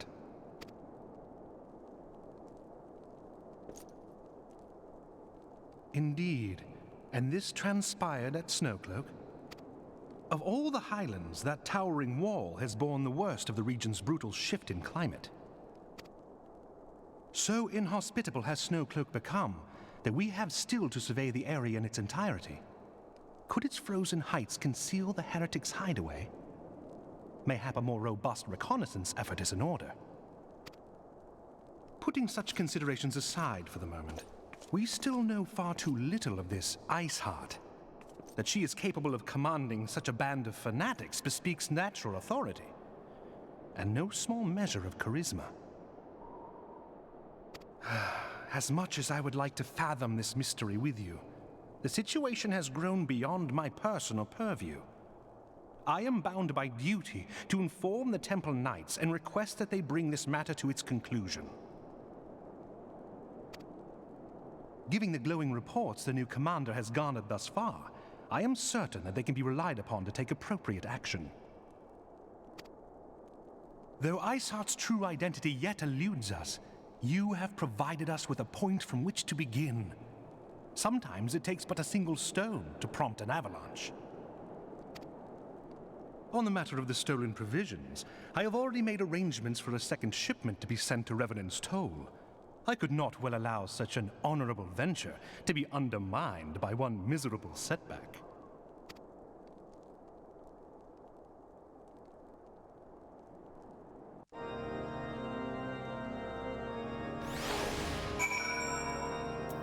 Alright. Back to Revenant's Toll. And a new helmet. And then we got one more quest to finish up patch 2.3.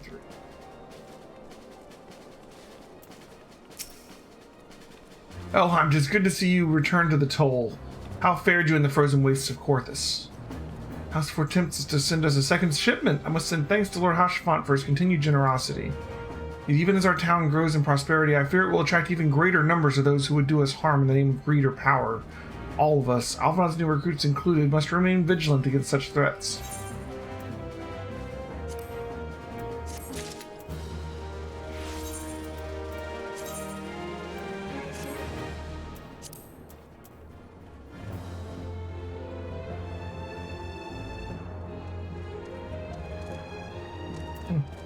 Got a line on my head.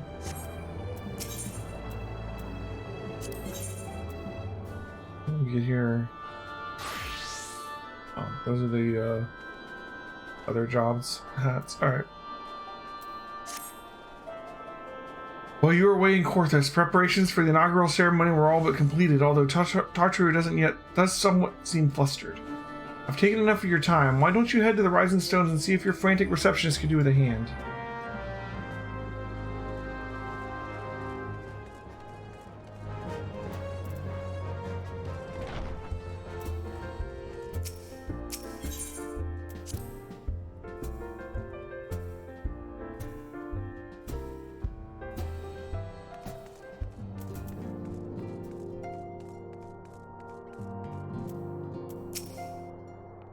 These parchments need to be sorted, and these documents, why are they even here? Oh, I'm sorely tempted to file the lot of my waste paper basket. Ah, Elheim, you startled me. You wish to lend a hand? Splendid.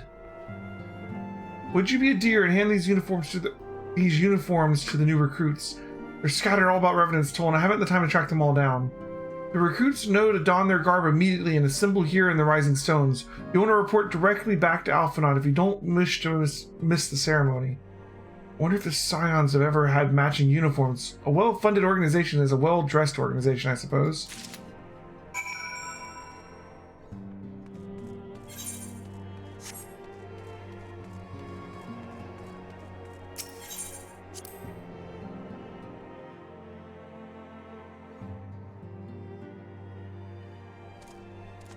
Okay.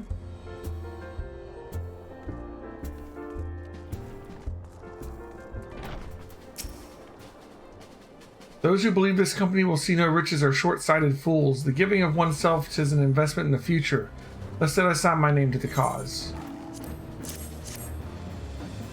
These uniforms were a splendid idea. Once our organization has made a name for itself, there shall be wealth of plenty in the selling replica costumes to adoring masses. That's a lot of money.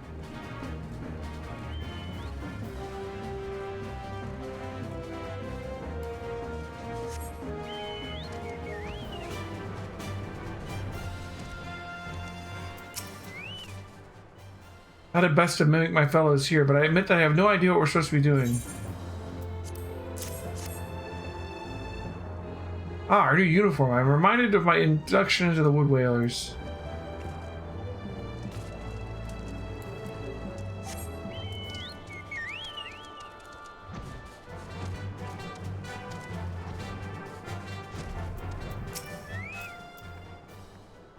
Thistledar has at last retired from the adventurer's life. Though I shall miss his wisdom and irrepressible spirit, I am excited to forge my own path forwards. Ah yes, the uniform. Thank you. Truth be told, the thought of pledging myself to such a lofty organization is somewhat intimidating.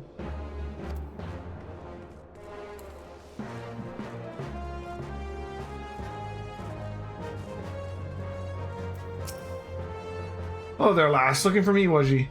I suggest giving a whistle, but I'm not sure I'd hear it amongst all the bustle. Oh, proper uniforms and all. This thing will cut off me blood to me head. Not to worry, though. I'm sure she'll be fine after making a few adjustments.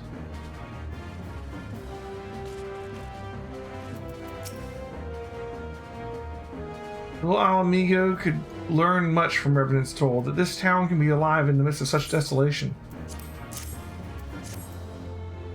I've never worn aught quite so voluminous. Well, I'm sure I'll grow accustomed to the extra cloth in time. Yeah, the Alamegans wear like a couple straps, and that's about it.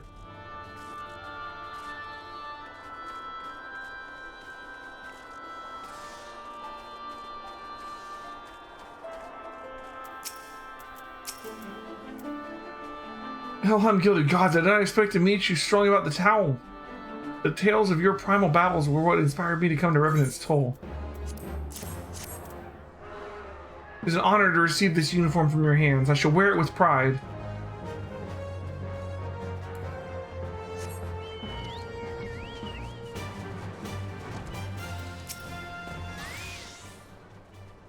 This scarlet garb marks me as a proud member of the Maelstrom and a hardy defender of Lin's elements, yet in truth I stand for the betterment of the realm, and I thought the new company a fine opportunity to contribute on a grander scale. Oh, now that's a striking shade of blue. Put alongside my Maelstrom uniform, my wardrobe will certainly not lack for color.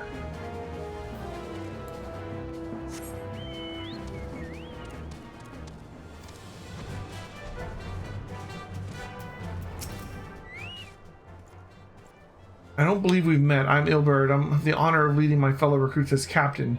Much did I lose to the calamity, and I look forward to aiding others in rebuilding their lives.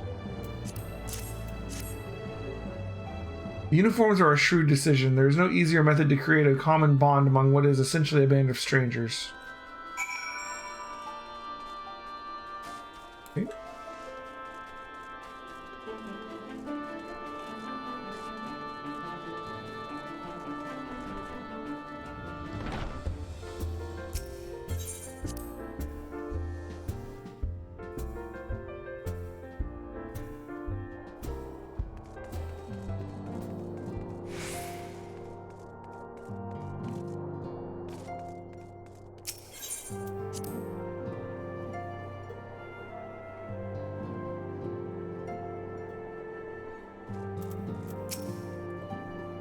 Ah, yes, Alheim. Tawdry mentioned you were handing out new uniforms. I assume you've now met the rest of the recruits. Some few answered the call to arms, but I put forth through an established grand companies and such. We are not yet an army, but there is much a small core of elite warriors can achieve. Did I mention I thought of a name for the company? It's my hope that it shall soon be known across the breadth of Eorzea. The moment of truth draws near, Alheim, and for the last of the recruits who have gathered, shall make the official announcement.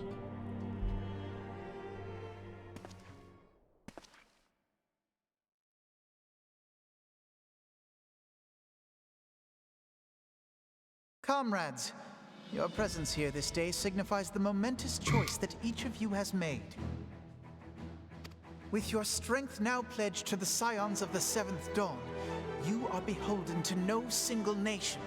You stand as the vanguard for a united Eorzea.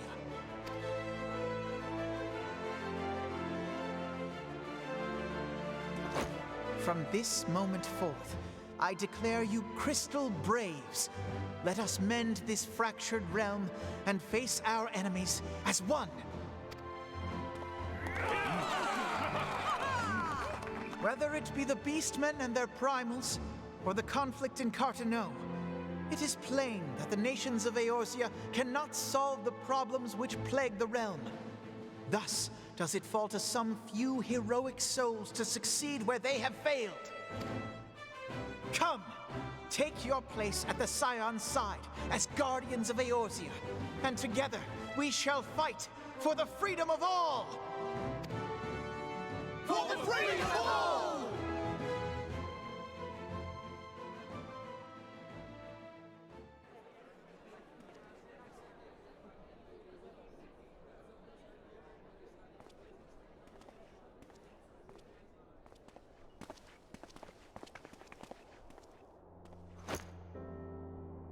A rousing speech, Alphino.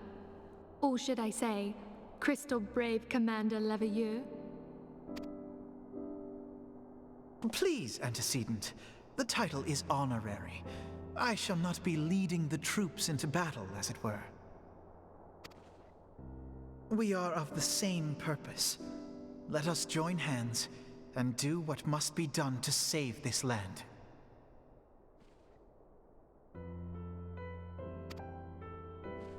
The Scions stand ready.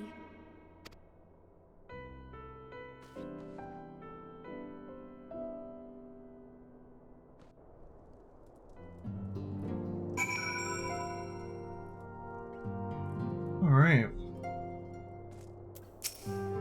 And that should be the end of patch 2.3. I'm eager to see what the Crystal Braves might accomplish. This shall prove an interesting time indeed for the Scions. Yes, I'm listening. So our worst fears are confirmed. The entire Isle. Such power defies comprehension. Truly? Kryl is alive? Thank the 12. I see. Pray, inform me if her condition changes.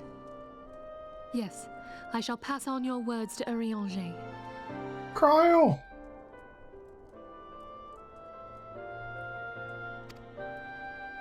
My thanks. I shall contact you anon.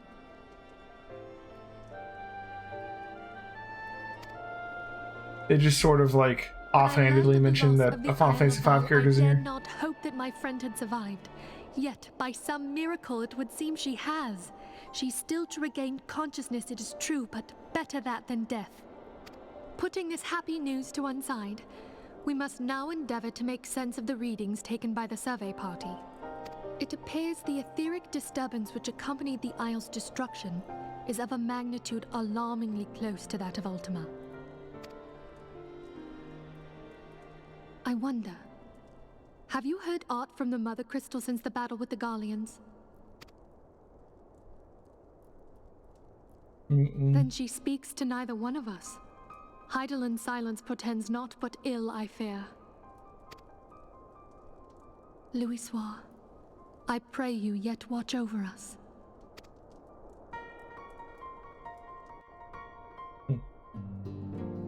Alright.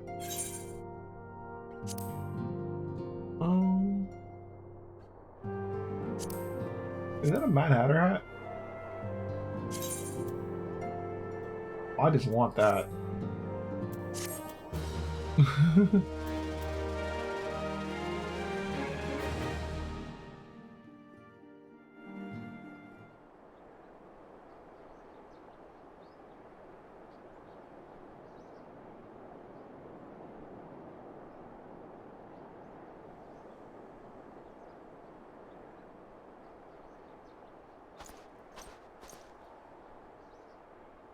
Very good. See that the provisions are prepared for transport. Let us hope that this shipment is spared the fate of the last.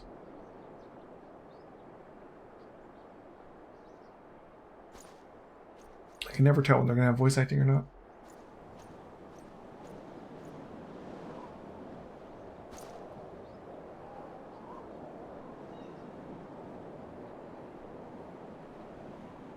The winds are uncommon fierce this day.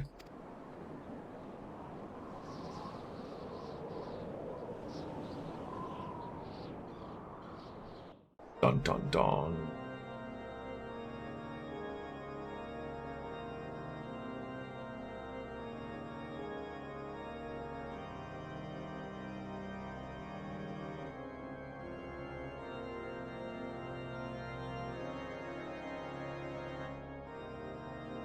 Our first view of the Ishgardian peoples. Like the actual in Ishgard.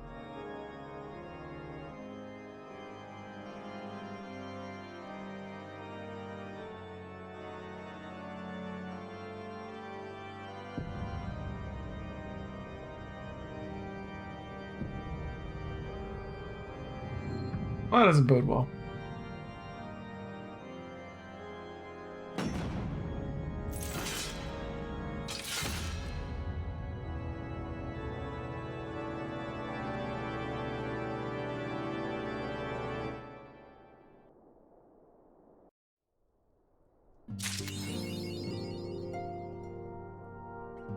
right. Eorzea defended. 2.3 is done. Now to start 2.4. Alright, continue our knocked here.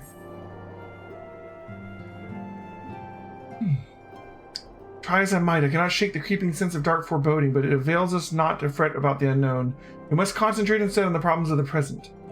The primals have been relatively quiet of late, and the beast tribes who summon them are under constant surveillance by the grand companies. Should any suspicious activities be afoot, you may be certain that we will hear of it. Until such time as a permanent solution to the primal problem has been found, we can do little but wait and observe. As for the Ascians, Urianger is wholly dedicated to finding the means by which we may defeat the dark beings. Let us pray to good tidings on that front. But all this you knew already. Let us speak then of the more current matters, and particularly the state of the Crystal Braves. Alphinaud did well to found the organization, but ensuring its smooth operation is another matter entirely. Though I doubt not that he is doing his best, I felt that a helping hand or two would not go astray. To this end, I offered to send one of the Archons to assist him, but he declined, and you know how he can be. Independent to a fault, singularly loath to accept help. Save, of course, when that help comes from you. Alphinaud has entrusted countless matters of import to your care in the past, and I do believe you would not hesitate to do so again were you to offer. I should be most grateful if you would go to him and support him in whatever manner you are able. Okay.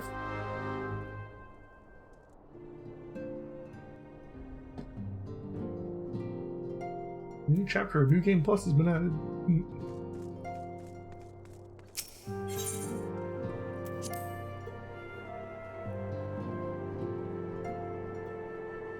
The 2.4 is the last. It is like the longest patch we have left, I believe. 18 quests long.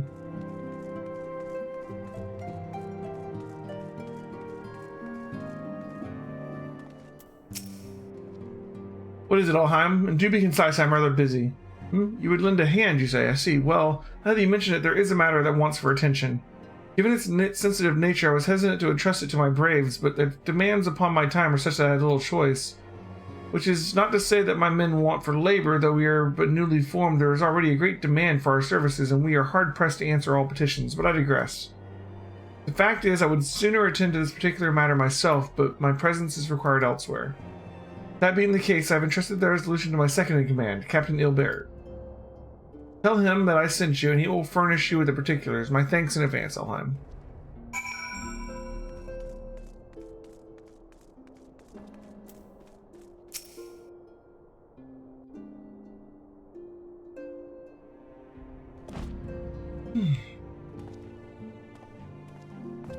Hail to you, Scion.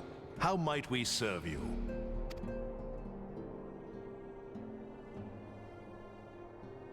Commander Leveilleur bade you serve us? These are welcome tidings indeed. Given the sensitive nature of the task, I could not rely on one of my own.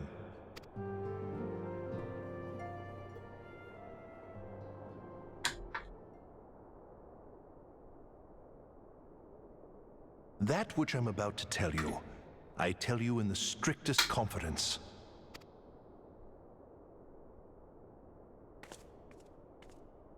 Some days ago, we received certain documents from an anonymous source. They notified us of the presence of a Garlean agent within the ranks of one of the grand companies. Following some discreet inquiries, we identified a suspect among the Immortal Flames, whom we detained for questioning. Alas, the man was not our agent. He was but one of many men in the agent's employ. We pressed the traitor for a name, but he had none to give. He claims never to have met his master, whom he knows only as the Ivy. He was, however, certain that this Ivy had coiled itself around every part of the Immortal Flames. It would seem our quarry joined the company some time ago, and gradually recruited others to his cause. These conspirators are the vines by which he learns our secrets, all without exposing himself. It won't be easy to identify the Ivy amidst this tangled mass of subterfuge, but we have a tendril in our hands, and we shall follow it all the way to the gnarled root.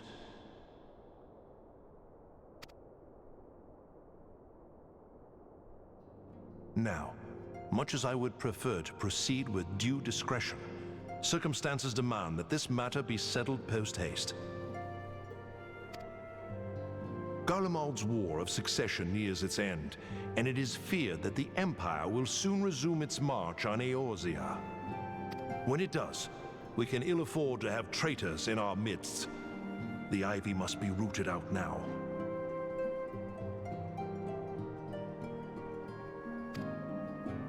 We must begin by apprising General Reborn of our findings. I would ask that you accompany me to the Hall of Flames and remain on hand to see that things go smoothly. Assuming the Ivy's tendrils are as widespread as we believe, he will be aware that an investigation is underway, and if that is the case, he may well move against us. We must be prepared for anything, while taking care not to betray our purposes by seeming prepared. A simple enough task for a one-woman army like you.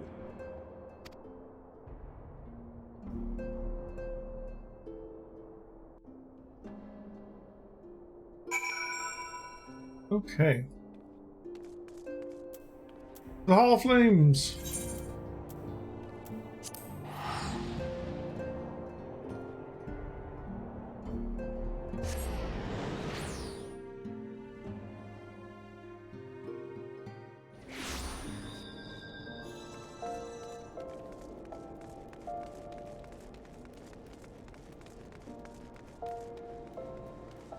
Okay. Yeah, it's just over here. Okay.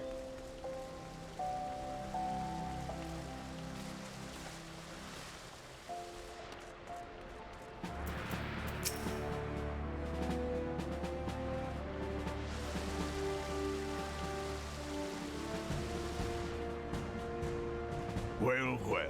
What brings you here, my friend?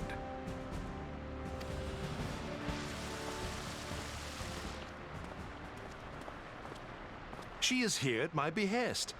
Greetings, Reborn. It has been a while. Gilded, you old scoundrel. When they told me you'd be visiting, I scarce believed my ears.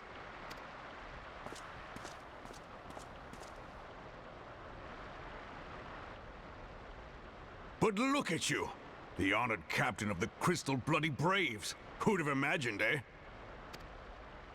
Not many, but fewer still would have imagined your destiny lay in politics, old friend.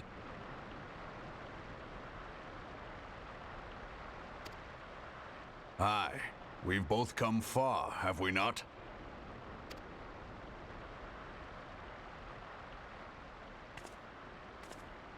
Lest you wonder, Gilded and I go back a long way. We've been friends and rivals since we were lads. The last time we saw each other, Alamigo had just fallen, so you can guess how many summers it's been. And in all that time, not a word from the fool.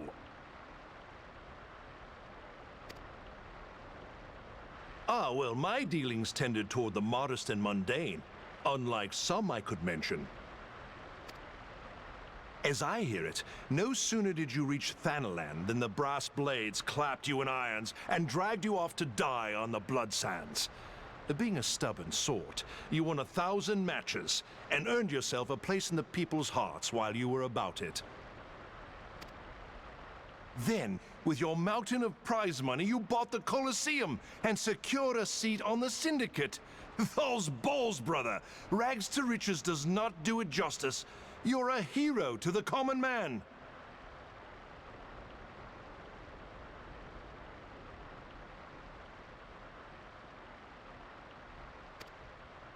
Ha! Spare me. I am no hero. If anyone is worthy of that title, it's our friend here. Next to her, I'm little more than a glorified butcher. But you, Wilbert, you sell yourself short. By all accounts, you are an adventurer of some standing. I like to think that I did my part for the greater good. But if you're no hero, then I'm no adventurer, not in this company. Anyway,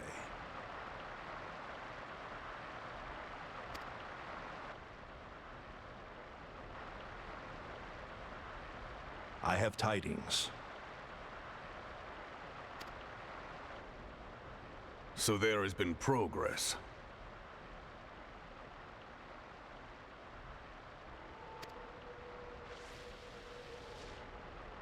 I've let it be known that this meeting is a reunion between old friends. None will give your visit a second thought. To convene elsewhere would only attract attention. Let us speak here, in plain view of all.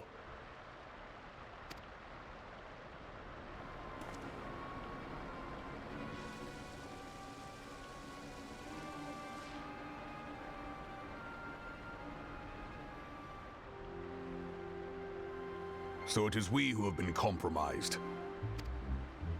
Teleji Adeleji's machinations have shaken Ul'dah to her foundations. In such uncertain times, a man's loyalty may be bought for a fistful of gil. But if this snake has truly been in our midst for as long as you say, we must needs consider a far graver possibility. Conspiracy. Could it be that the Monetarists have been in league with the Empire from the first?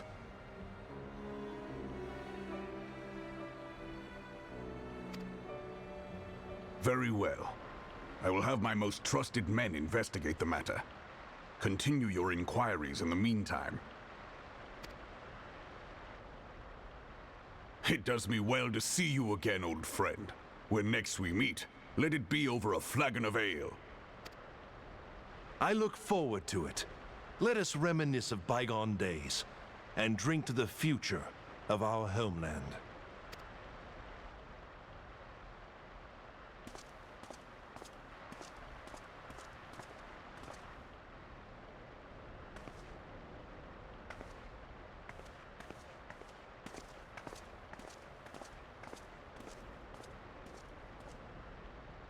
Flame General. You wear the mantle well, old friend. I must work hard if I'm to keep up. Well, it would seem your services were not required after all. I dare say we have Roban's prudence to thank for that. Still, I was glad of your presence. My thanks, Scion.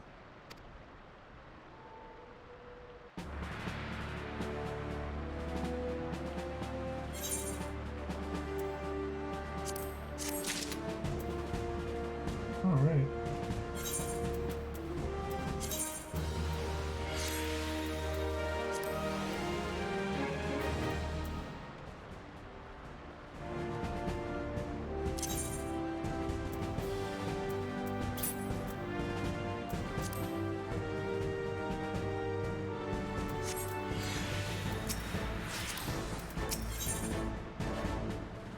All right, more gloves. Our hunt for the Ivy begins in earnest, Scion. Suffice to say, we must tread warily, but one misstep may cost us our lives. The business here is concluded for the time being. Let's return to the Rising Stones and report to Commander Levier.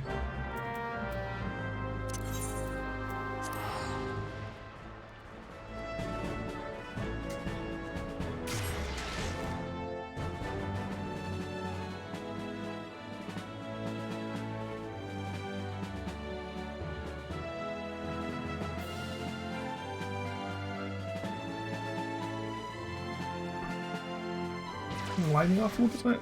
Oh, I guess this is when the green screen goes black. Fair enough. Hey, look who it is!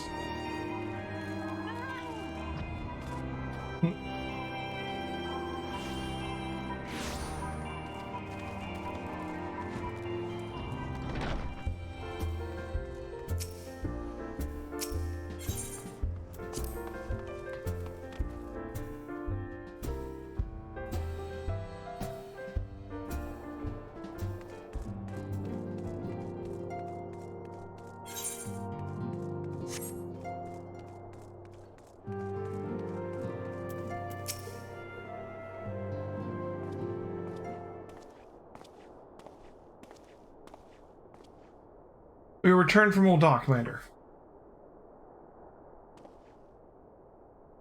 Not a moment too soon. Something has happened.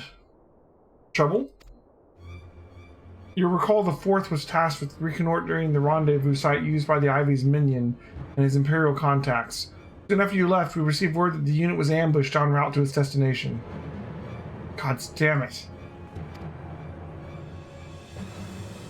According to the report, one of ours was taken captive. The Garleans are not wont to treat their foreman with dignity, and I have foemen with dignity, and I have grave fears for her safety. We must dispatch a rescue party at once. Recall those braves who are afield. Thank you, your party commander, but we don't have the time. I'm afraid we must ask your aid once more, Scion.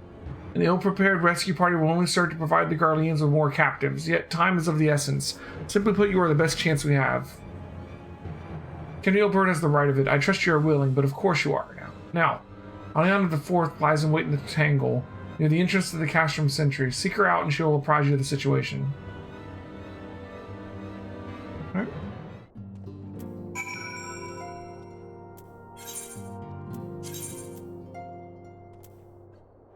Angle. Oh, it's from here. Okay.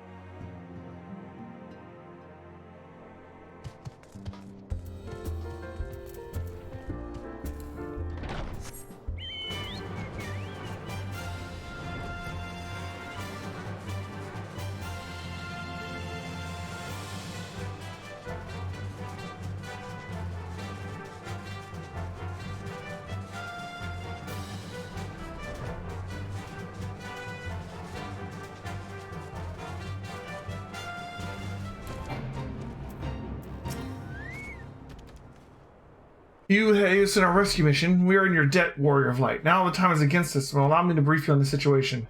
The Garleans fell upon us without warning, wounded Resh, and hauling her away to the castrum yonder. Outnumbered as we were, it was all we could do to flee and regroup. Even as we speak, the Garleans may be interrogating Resh, or worse. With her hurts, I fear she will not long survive their attentions. We must rescue her without delay. Our order may yet be in its infancy, but the bond that binds us is strong as mithril. None of us will stand by while a comrade suffers. We the remnants of the Fourth will infiltrate Castrum Sentry. Please help us find Resh before it's too late.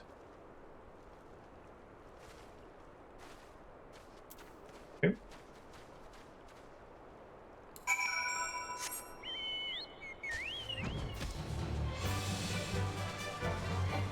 Do all the old stuff off stream. Well, I mean, I'm putting it all on YouTube, and I feel like I might as well put the whole story on YouTube and not skip.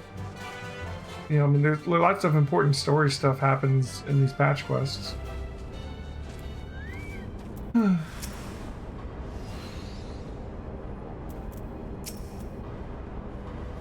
well, pricing matters. Hey, fair enough.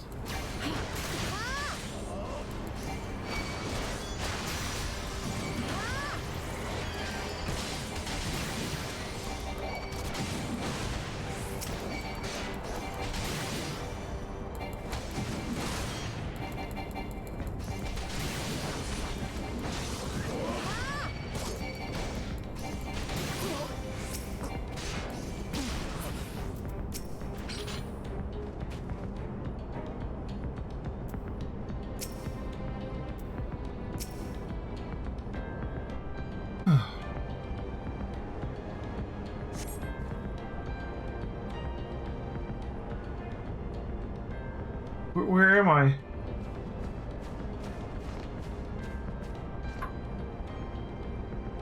Resh, thank the gods we found you.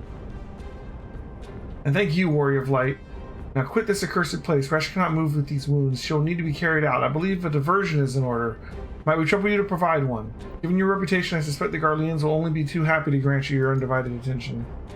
If you were to create a commotion within the castrum, we should be able to steal away unnoticed. Let us speak once we are safely outside these walls.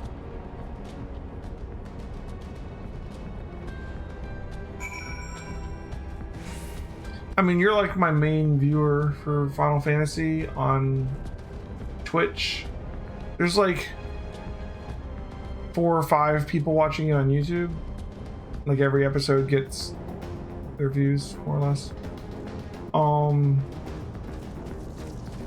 I don't know, do you think I should skip ahead to Heavensward and not put this part on the stream? I mean, there's only, what, 3 more patches left?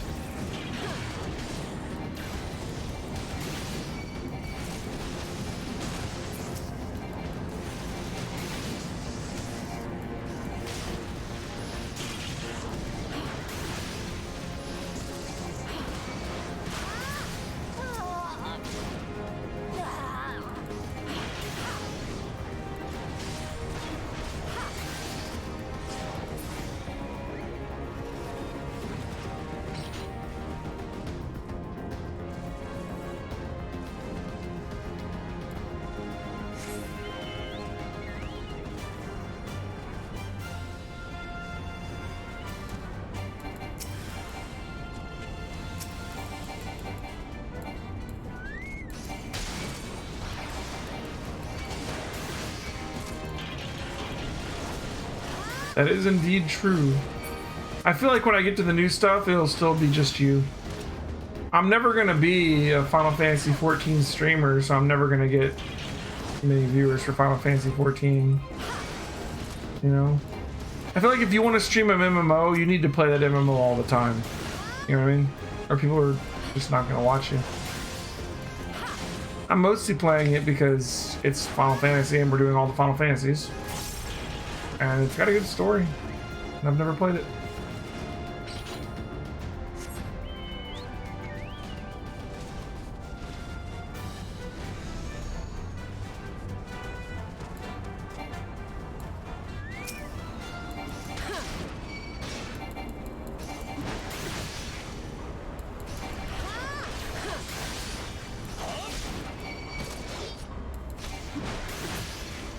And if I wasn't streaming this right now, I guess I'd be doing Lunar tonight, right? We've been working on Lunar.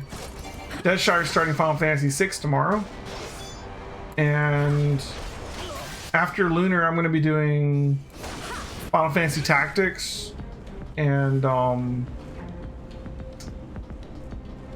Breath of the Wild.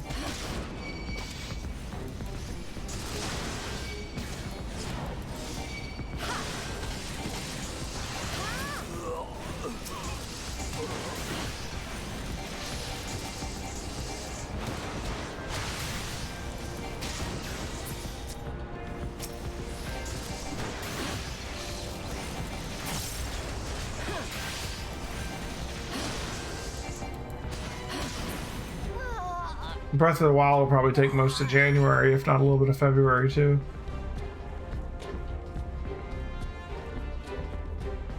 Deadshire will probably take a month or 2 to get through Final Fantasy 6 and 7. I'm not sure. She's playing it 3 nights a week, so we'll see. 6 and 7 is a lot of content though.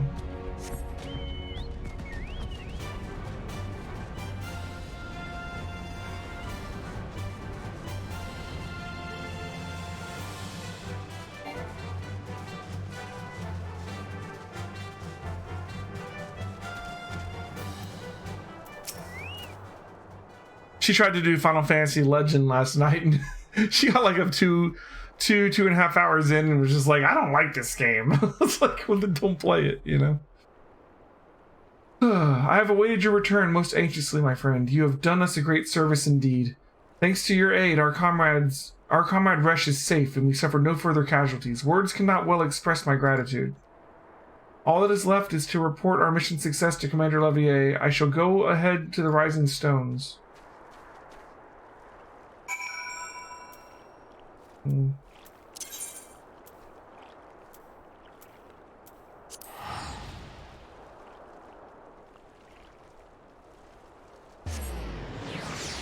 I mean, the slog isn't my favorite part of Final Fantasy 14, but the truth is, I mean, whether I do it on stream or off stream, I'm still playing it, you know? I guess I could skip all the text if I was doing it off stream. But, I mean, we've already done, like, a large chunk of it. Let's just finish it, you know?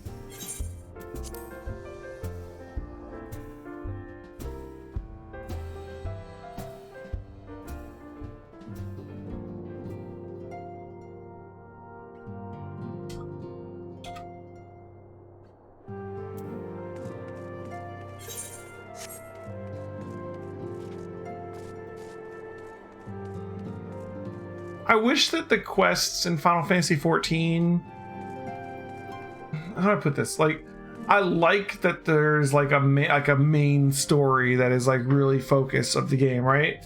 I wish that the quests were more involved. Like a lot of like almost every quest in Final Fantasy XIV is like just a lot of talking, or if there is fighting, it's like one fight.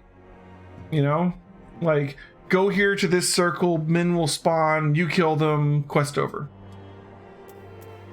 The quests are kind of boring in Final Fantasy XIV, at least in A Realm Reborn. Maybe it gets better later. It does me well to see you thus returned. Though I doubt not your prowess, entering an enemy stronghold is generally considered to be a risky venture, and I must confess having been a trifle anxious. All of the involved fighting is dungeons and trials, yeah. But here you are, hale and whole, having succeeded in your mission as is wont. Lest you wonder, the woman you rescued is being cared for by the Domans. Thanks to their expert ministrations, the danger is past. You have my gratitude, Elheim.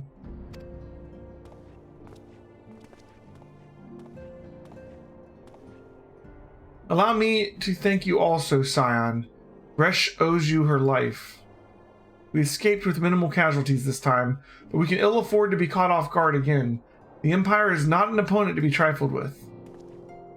As you say, Commander, I will see to it that the men keep their wits about them. And that it may yet take time, but I will not rest until we have identified and apprehended the Ivy. I have every confidence that you will succeed, Captain. There's basically never anything interesting happening in the overworld as part of the quest. Yeah.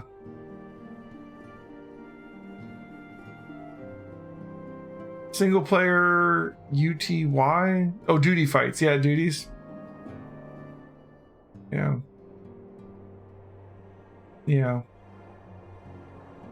As for you, Elheim, I realize you have scarce caught your breath, but I'm afraid there is no rest for the weary. I require you to accompany me to Corthus. I've been granted an audience with the Ishgardian dignitary, you see, and the man expressly requested your presence. But don't look so surprised. You should be familiar with the trappings of fame by now. You shall depart as soon as you are ready.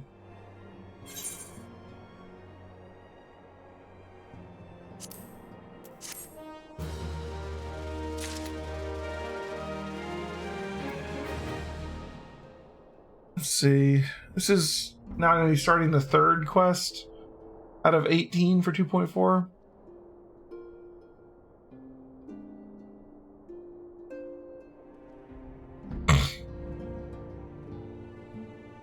And then before 2.5, I think we have to do like Ifrit, Garuda, and Titan hard mode, don't we?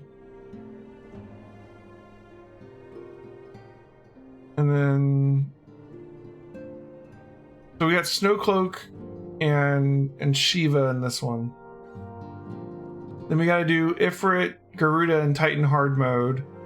And there's Keeper of the Lake and the Chrysalis in 2.5.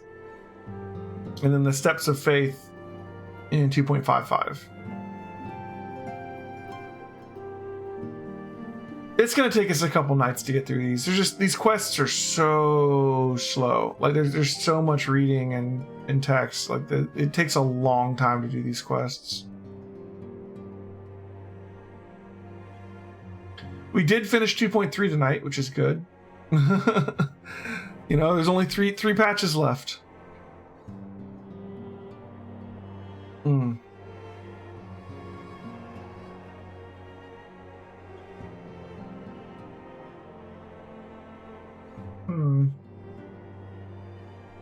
I guess we can keep at it. I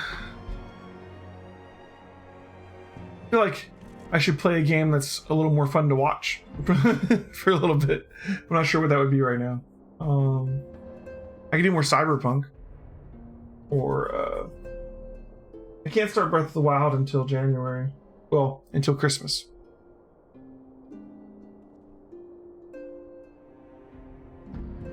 But let's see. The Noct Breaches. We're getting the whole Noct set. This is the 110 level 110 set.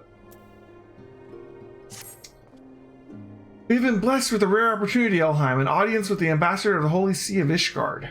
We are to treat with Sir Amric, Lord Commander of the Temple Knights in Camp Dragonhead. It's considered a great honor to serve the Holy See directly as a Temple Knight.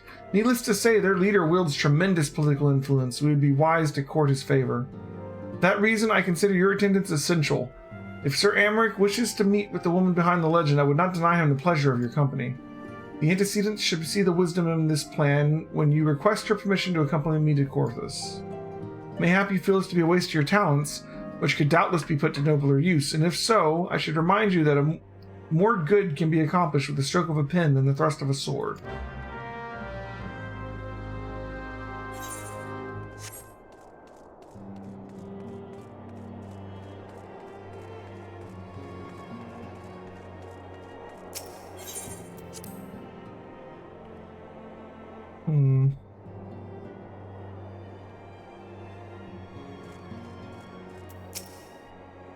A meeting with an Ishgardian ambassador? By all means, I think that a wonderful idea.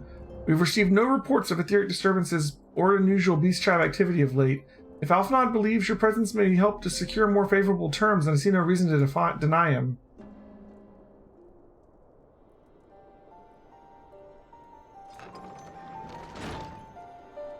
Antecedent. I take it Elheim has explained the situation. She has. Yet, welcome though these overtures are, I cannot help but wonder what prompted them. The Ishgardians have spurned all contact with the other city-states for decades. Why reach out now? Would that I knew. The question of their motives is one which I have given no small amount of thought. Alas, I know no more than is generally known. The notoriously reclusive nation of Ishgard, situated at the center of Abalathea's spine. Ruled by the Ishgardian Orthodox Church, at the head of which presides the Archbishop. Members of an original Eorzean alliance forged in the wake of Alamigo's fall 2 decades ago. Friends of convenience who withdrew from the alliance as soon as the Imperial fleet was routed at the Battle of Silver Tear Skies.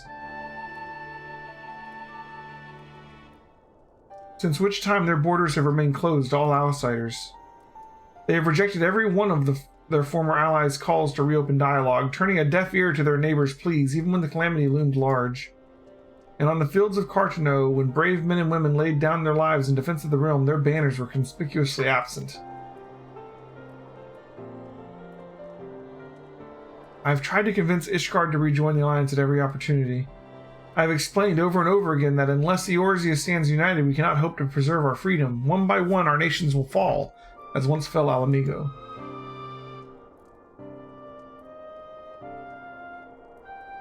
And what have mine efforts yielded? Why not?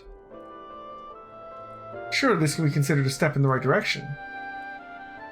I should hope so. Rather than the lowly messengers we've been fobbed off with the past, this time we shall meet with the man of genuine influence. Of course, I am not so naive to think they come to us out of goodness of their hearts. They have something they desire, though I have yet to find out what. But such is the nature of diplomacy. They will bring their agendas to the negotiating table, and so will I. Along with a handful of incontrovertible truths. The Empire will soon be at our doorstep once more. Indeed, you may be assured that I will expound upon this point and others. Let us depart for Camp Dragonhead, Elheim. Our old friend Lord Hoshfont is expecting us. Since our quest to recover the Enterprise, I understand you have further ingratiated yourself with the man. Excellent work. His fondness has been proved useful to our cause.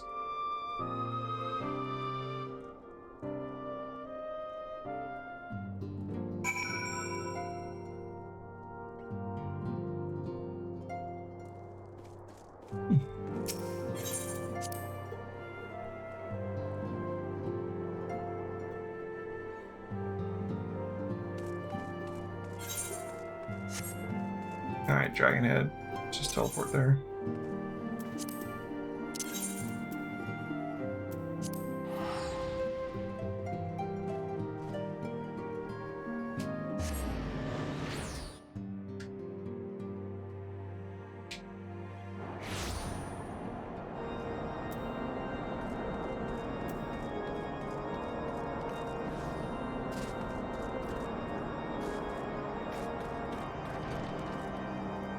Alright.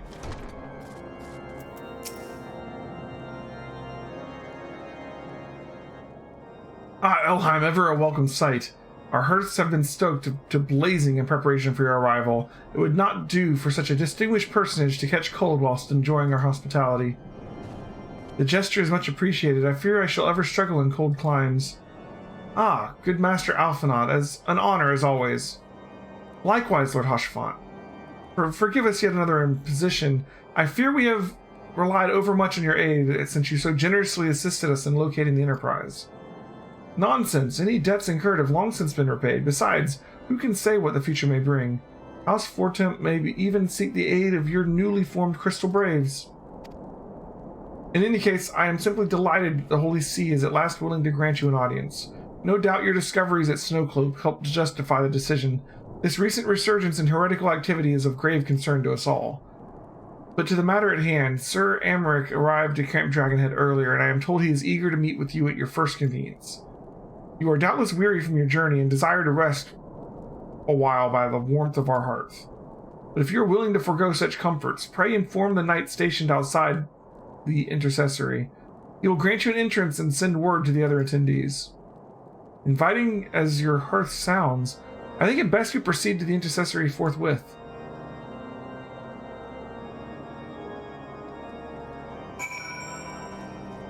Okay.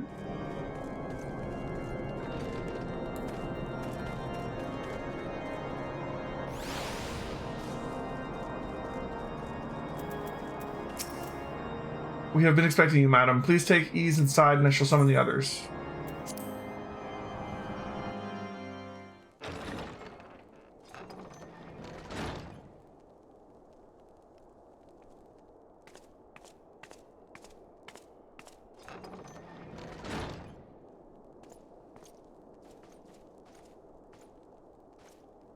Have faith, my friend. You need only state your case with confidence and clarity.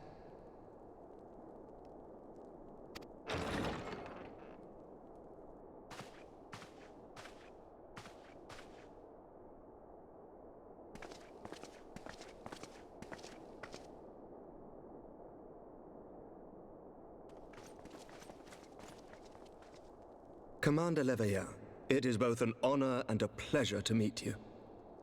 I am Emeric, Lord Commander of the Temple Knights. Alphinaud Leveilleur, at your service. Your reputation precedes you, Sir Emeric. I think we will find that we have much in common.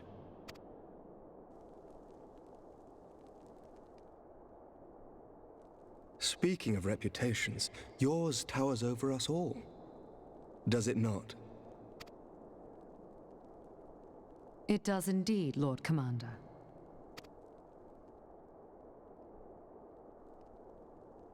I am not too proud to admit that I have followed your activities with an interest bordering on fascination. Full glad was I to learn that you would be joining us. Now then, shall we begin? Amaric's voice actor is Alvis. That's awesome.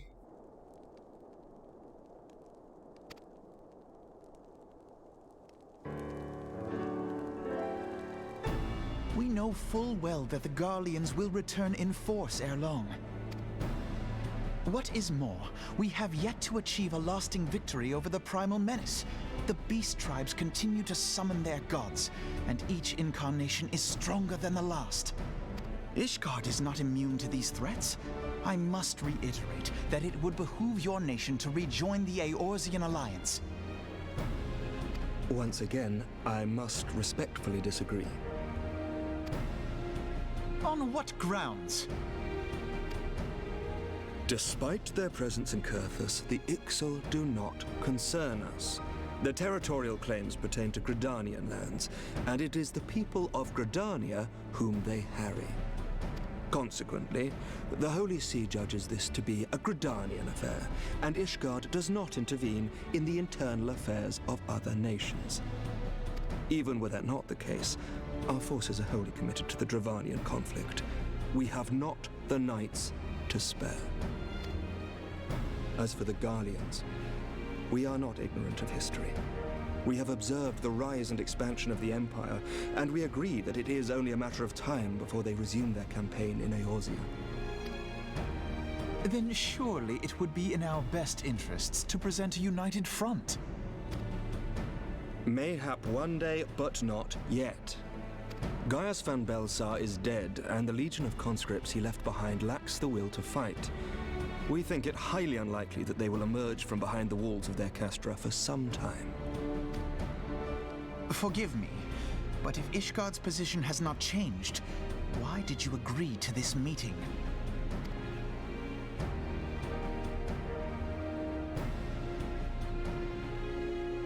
It was not only as a representative of Ishgard that I came here. Pardon? It is not within my power to change Ishgardian policy, regardless of my personal feelings. There is, however, one area in which I may exert a measure of influence. Concerns have been raised over the supplies House Fortin has offered to Revenant's Toll. These have led to calls for restrictions on the provision of aid to foreign powers. I can ensure that the shipments continue unabated. Sir Emmerich, we would be in your debt. No, you would not, for I require something in exchange.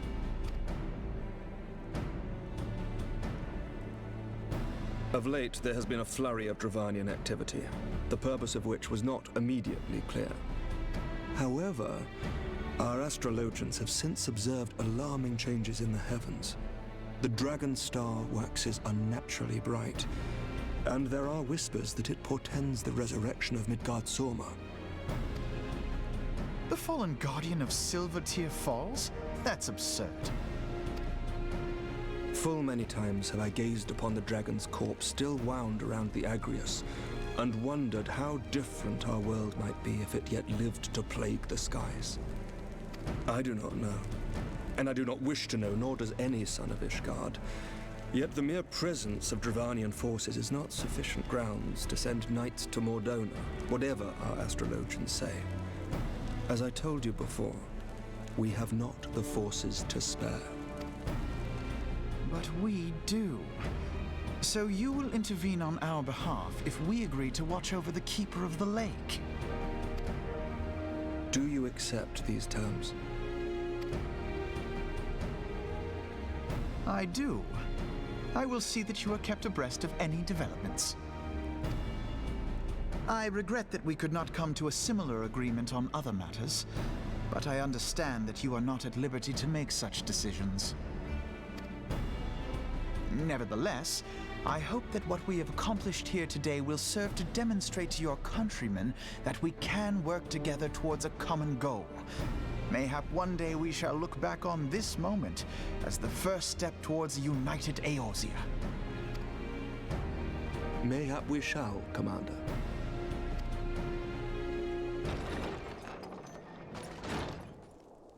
What is the meaning of this? The caravan, my lord. It's been attacked. It was Iceheart, my lord. What? By the Fury? All our precautions were for naught?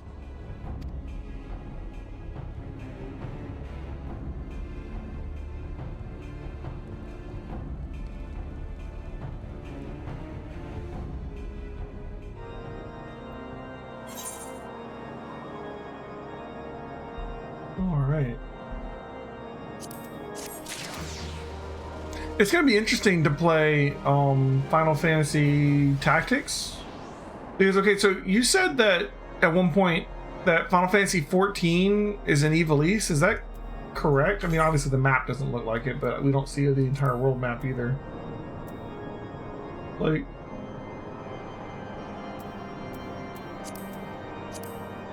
let me back up on this map.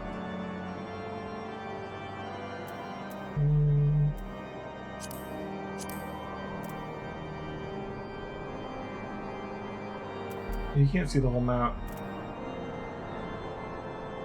You don't know anything about Evilise games?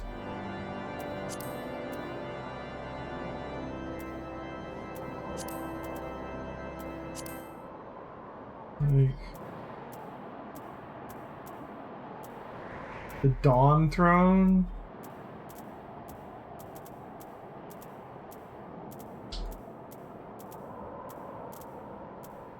You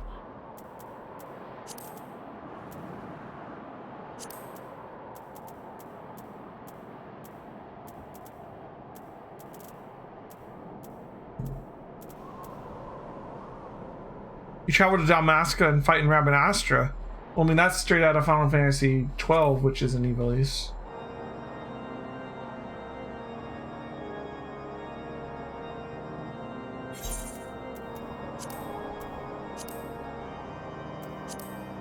Yeah, Rabanastra. Orbone Monastery. Okay, that's straight out of Final Fantasy Tactics. The Necrawl. These are Final Fantasy Tactics locations. The reason that I bring it up is because it's sort of interesting, and you'll see if you watch. I don't know if you're planning on watching when I play Final Fantasy Tactics, but in Final Fantasy Tactics, the summons in the game, the bad guys in the game have these like demons that are sort of possessing them and giving them powers, and like if you kill the person, the demon will just like escape the body. It's a lot like the Ascians is the reason I bring it up. Now the Ascians have completely different names from the Lucavi, but if this is the same world, that would be interesting to know like what's the relation between the Lucavi and the Ascians. Oh, do you now?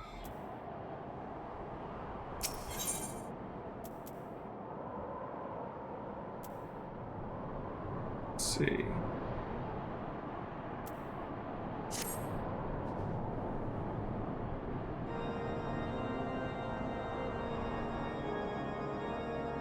So you've never seen Final Fantasy Tactics or Final Fantasy XII?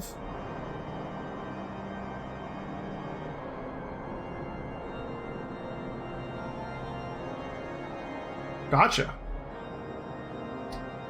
Well, Tactics is coming up soon, so if you want to watch it, that'd be fun.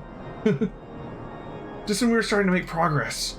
To make matters worse, the caravan they spoke of was bound for Revenant's Toll of all places. Honestly, if I were so inclined, I would think that the gods are conspiring against us. Happily, however, I am not. I would know more of this attack. Let us speak with Lord Hashafont and find out what he has learned. Might I be live? Yeah, I mean, that's fair.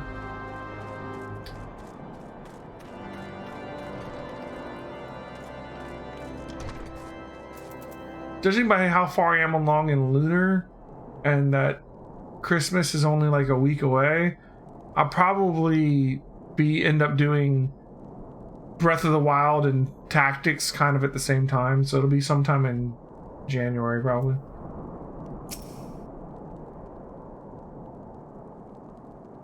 Because I'm going to finish Lunar before I do Tactics.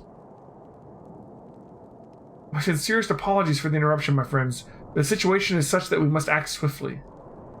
If you would be so kind as to elaborate. Iceheart's heretics fell upon the caravan bound for Revenant's Toll as it was passing through the Boulder Downs. It was an ambush, swift and ruthless. In an instant, every knight was slain, every crate seized, then as quickly as they had appeared, they were gone. It should be an impossible feat without knowledge of the route, knowledge which only a select few are privy, I presume. Quite. We can pursue that avenue of inquiry in due course. It seems to me that examining the scene of the ambush should be our first concern. The trail is yet warm. We must act swiftly if Lord Hashafont is... as long as Lord Hashafont said, lest the crucial evidence be lost. You have a knack for discerning hidden truths, Elheim. Why don't you go and inspect the ambush site in person? An excellent idea. Inform my men of your intent upon your arrival, and they will gladly share their findings.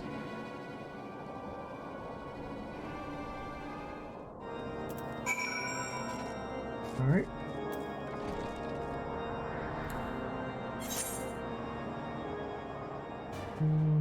All the way down there.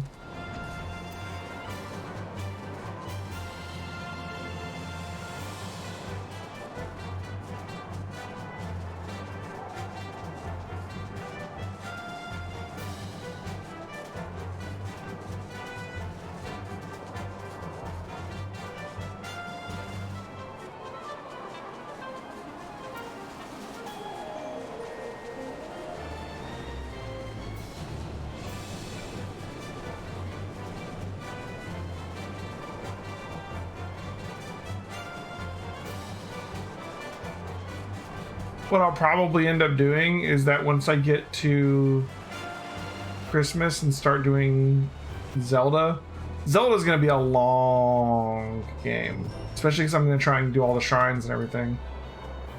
So I'll probably do Zelda like twice a week and keep moving Lunar and Tactics along, you know, on other days in the same week.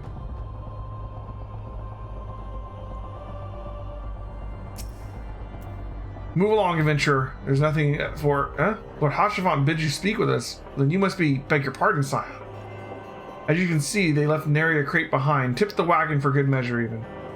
The whole thing's a bit odd, if you ask me. Wouldn't it be easier just to steal it? The damn sight harder to conceal it, I'll allow. Reckon they came prepared. Probably with wagons of their own hidden away off, but pay no heed to my ramblings. Absent of proof, 'tis not but speculation. Might be a squire receiving care at the observatorium could tell you something more factual. That is, if he's awake. Unlike myself, he was there during the attack. Not that his presence amounted for much.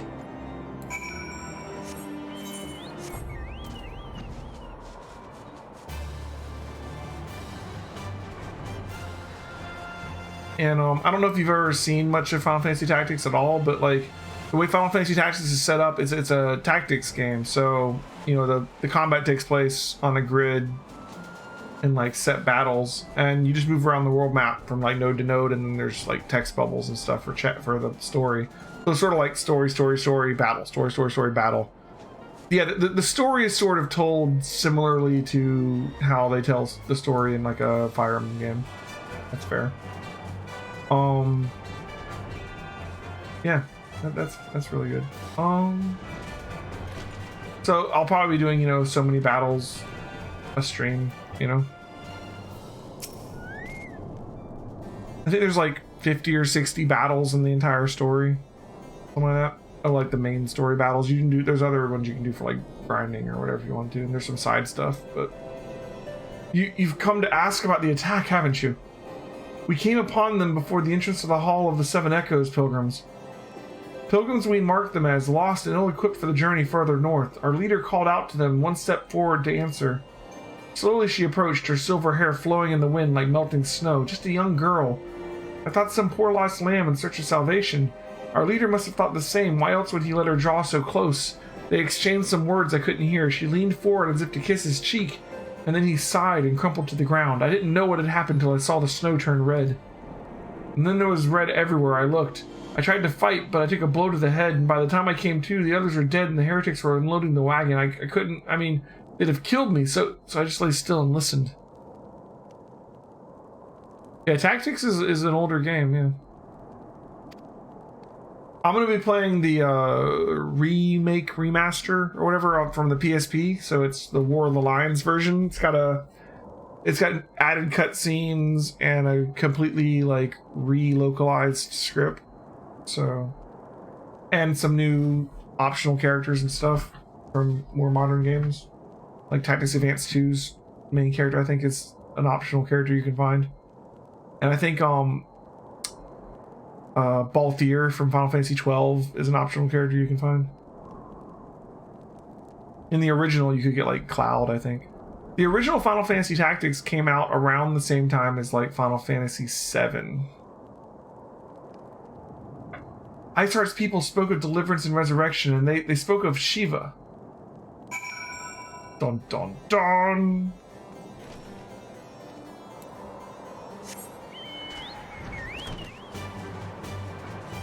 Xbox and Wii. Well, Final Fantasy VI and Final Fantasy VII, for people my age, those are usually, if you ask them their favorite Final Fantasy, a lot of people will say 6 or 7. And it usually comes down to, did you start playing on the Super Nintendo or did you start playing on the PlayStation? You know, which one did you play first? But they're extremely popular Final Fantasy. So Desiree's going to be playing 2 of what some people consider the best Final Fantasies. Like, if you ever get like a list of like best RPGs, especially if it's best RPGs on the Super Nintendo, like Final Fantasy VI is likely to be in the top 3, if not number 1, depending on who you talk to. Some people put Chrono Trigger up at number 1. You know, some people put Earthbound, although I don't think Earthbound beats Final Fantasy VI. 8 is a little more divisive. 8 had a lot of strange mechanics. And they tried to do like a love story, and I don't know. I haven't played all the way through 8, so I can't speak on it very well myself. When I was younger and I tried to play 8, I didn't like it. So it's one of the few Final Fantasies that I've just never bothered to beat. So when I get to 8, when Deadshire finishes 7, I'm gonna be playing Final Fantasy 8 blind. So I don't know. We'll see.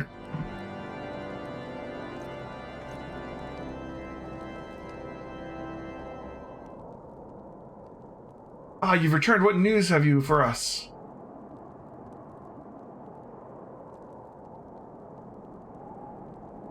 Eight-man race for Shadowbringers have a bunch of 8 references. That's cool. It seems Lady Iceheart does not scruple to sully her hands with blood. Who is this Shiva the heretic spoke of?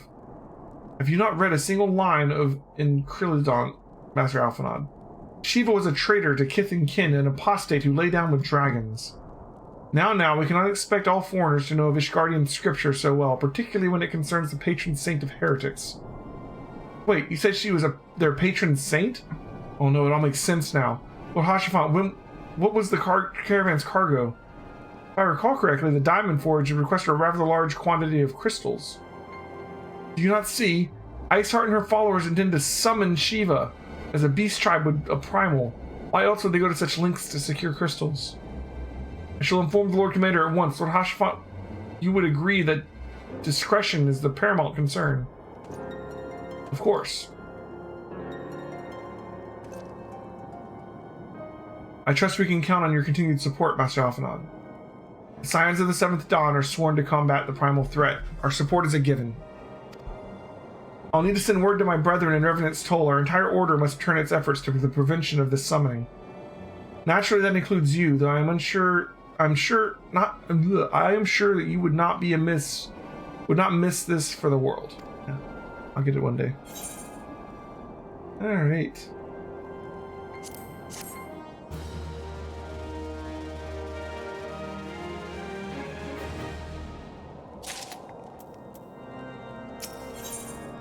All right.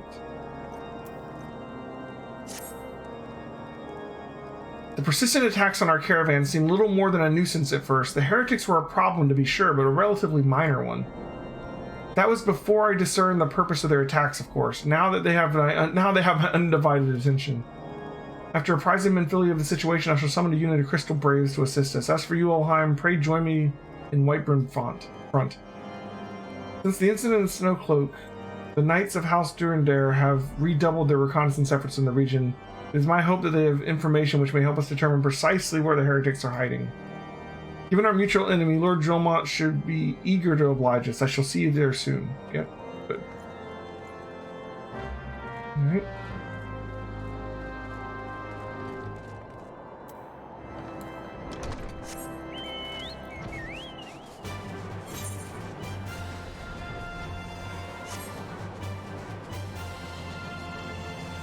Bum ba da da da da bum bum bum.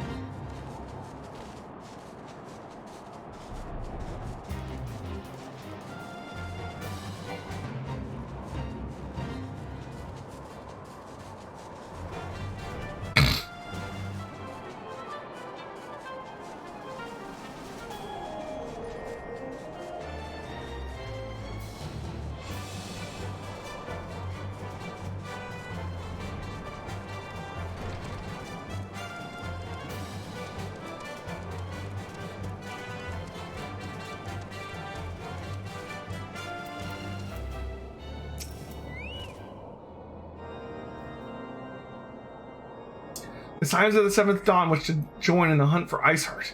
Your assistance is more than welcome, my friends. Considering the report I've just received, I dare say your timing could be no better. We are all ears, Lord Jolmont. A band of pilgrims was seen transporting a large number of crates to the west. Their garb appears to match the description provided by the squire who survived the attack. Alas, our scouts lost track of them at Snowcloak, the self-same frozen wall which we speculated might conceal the heretics' hideaway. Suffice to say, the disappearance of these pilgrims and their provisions all but confirms our suspicions. I've heard enough. My knights will join in the hunt. I took the liberty of summoning a unit of Crystal Braves to Whiteburn front. Given the gravity of the situation, I trust you will agree that we must use every resource available to us. These are extraordinary circumstances, Commander. It would be in our best interest to coordinate our efforts. Such was my intent from the start, Sir Amric. And so it begins, my friend, though I dare say it will prove all too brief a collaboration. Iceheart will not elude the combined forces of the Crystal Braves and the Temple Knights for long.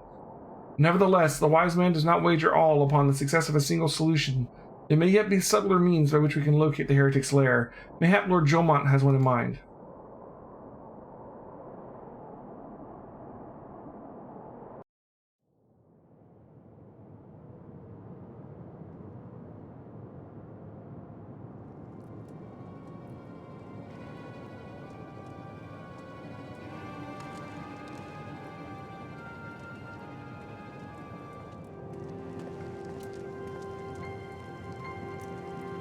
Yes, yes, excellent.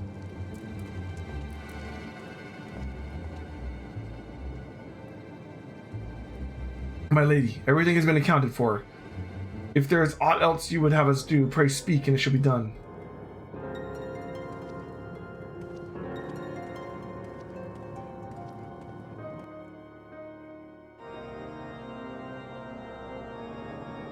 All right.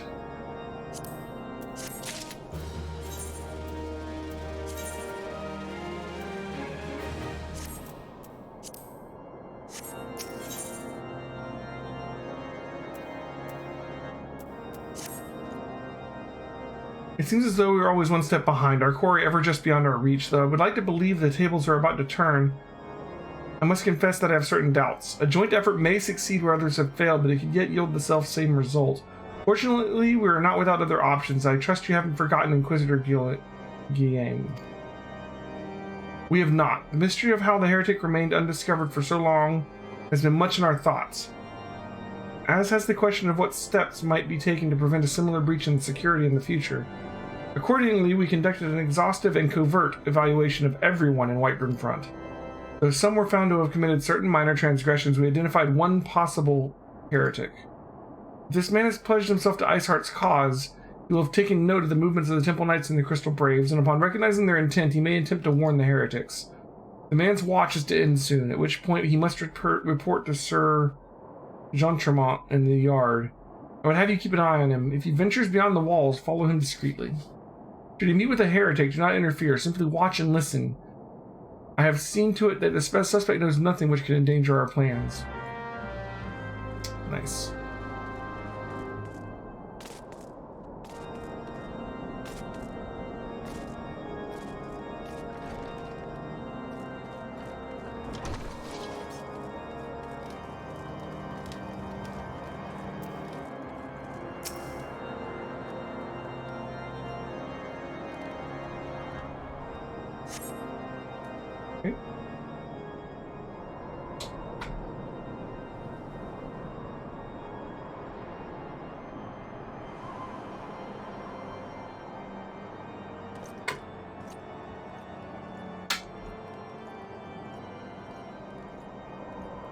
It's great that none of the Ishgardians noticed my tail. I feel like I would have some explaining to do. Or, you know, my face.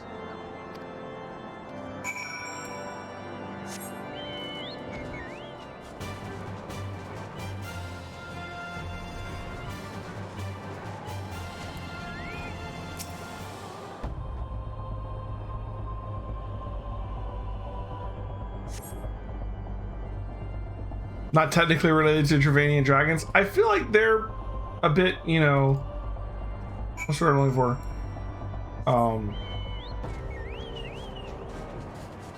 I don't think that they'd care. You know what I mean?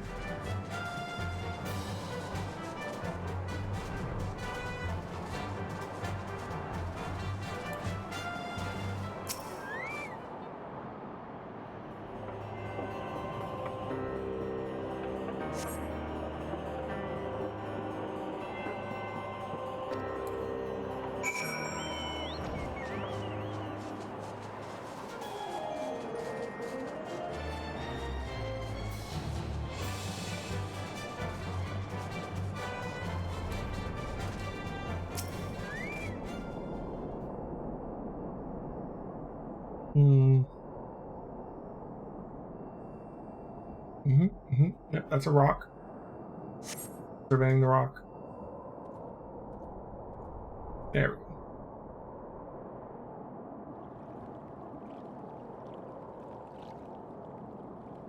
Hey, where in the Seven Hills are you? I'm freezing my bollocks off here.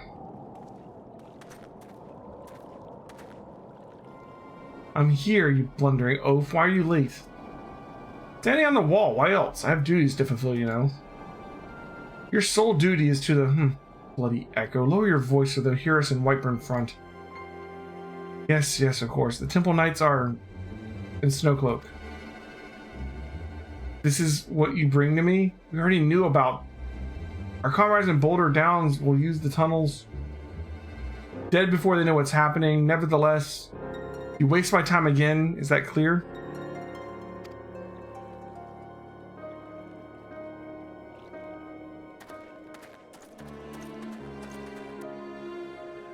Zealots. Yeah, that's the word I was looking for. Yeah, see? It is like straight up like, they're dragons, kill them. You know? I feel like they're not very caring when it comes to the differences between the two groups.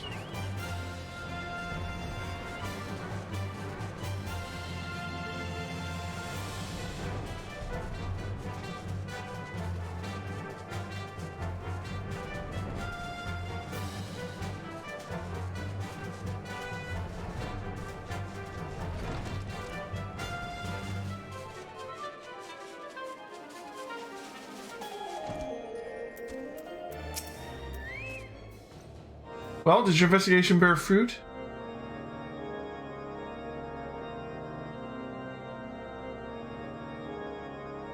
I see. I shall have a man detained at once. His guilt is plain.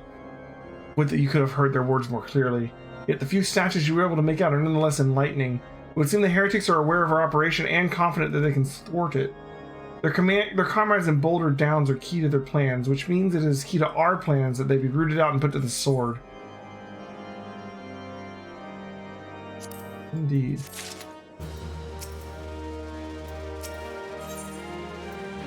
First blood. Oh, we're like one quest away from Snowcloak.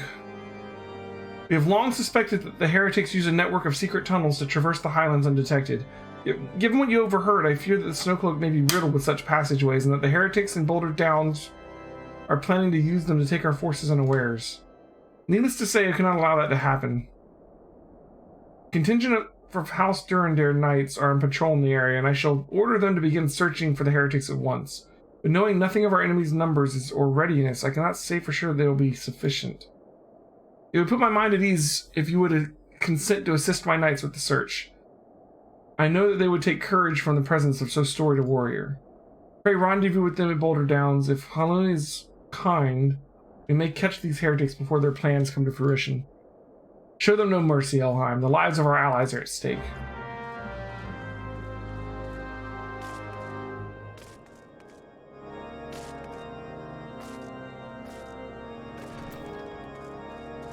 Alright.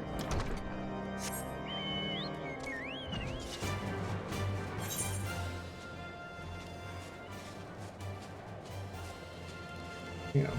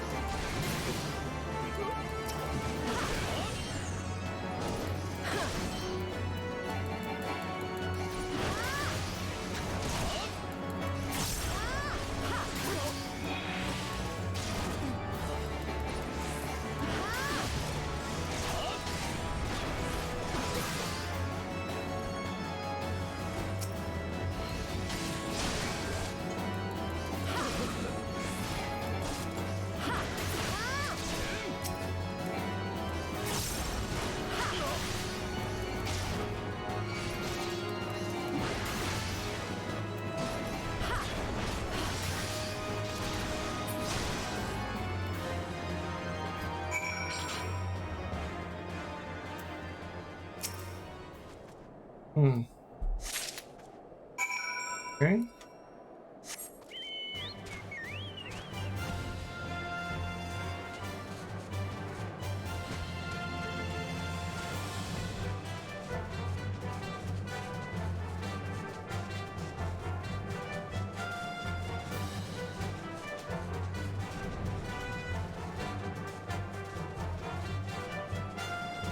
They screw it and fly to Ishgard.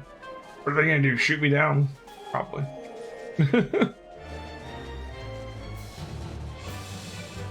We can skip the whole patch quest. We just gotta fly to Ishgard from here.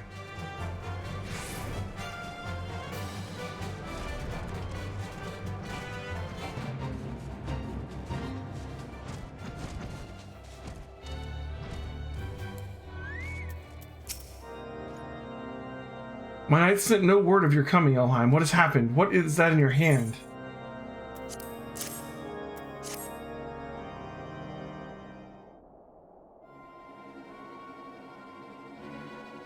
By the Fury, those were veterans with years of service.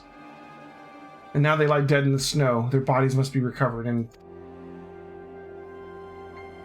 No, we have not the men to spare. Not now. Not while Iceheart prepares to summon an abomination. The heretics you dispatched were not sufficient number to contend with the combined strength of the Temple Knights and the Crystal Braves. There must be others, and I'll wager that they're on their way to Snowcloak as we speak. To make matters worse, it seems the traitor you followed managed to pass the heretics something of value after all. The parchment you recovered has a timetable of the guardsmen watches at our outposts in Snowcloak. The traitor was stationed there long before he aroused our suspicions. Would that we had caught him sooner. With this information, the heretics would know when the watch was weakest, and they could use the tunnels with impunity and prepare their ambush. The timetable has not changed, you see. Of course it will be changed now, but the heretics may already be in position. House Durandare must send reinforcements, even if that means withdrawing knights from Stone Vigil. I can see no other way to safeguard the lives of our allies.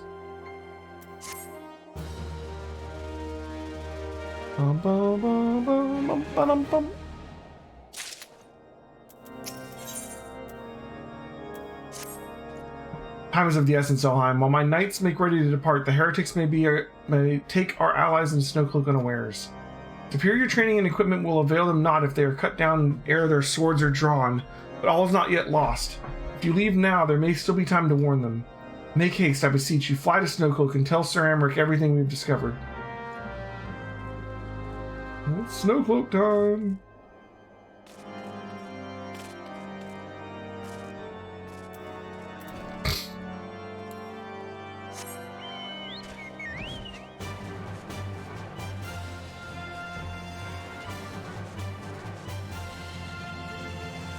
Bum, ba, da, da, da, da, da, dum, bum, bum.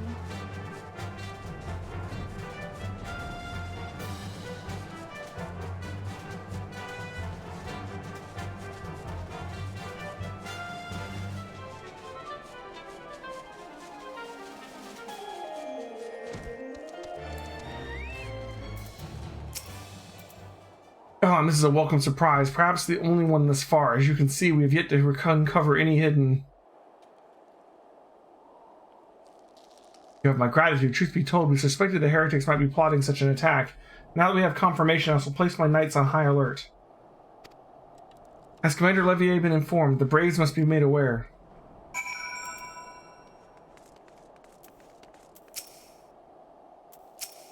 Keep clicking on my Puff of Darkness by accident. He's in the way.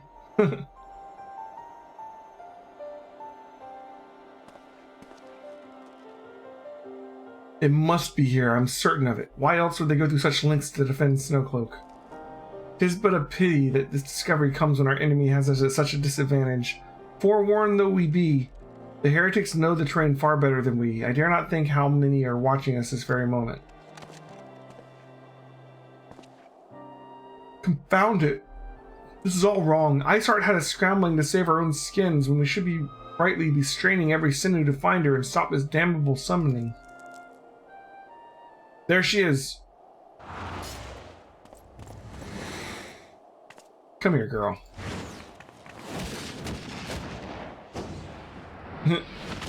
Nice. That was close. They didn't hurt you, did they? Only my pride, Ida. There will be others nearby. We must see that they are given a similarly warm welcome. Commander Levier.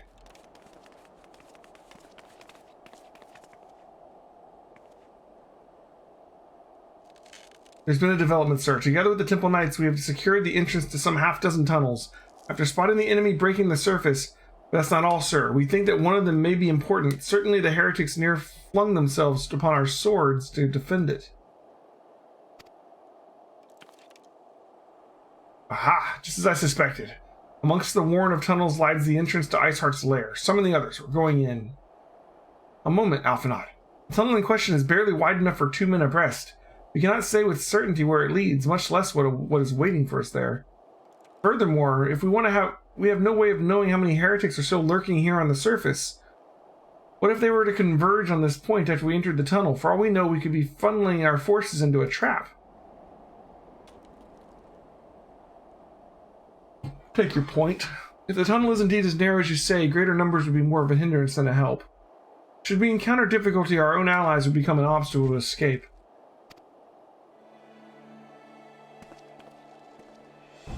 Change of plans. While we rendezvous with Sir Amric, keep the heretics at bay here. You will go wherever that tunnel leads. If you find Iceheart at the end of it, do not let her escape. You venture into the unknown. Go see that you are prepared for anything. I suggest you call upon your allies, though not too many, or Papalymo will sulk.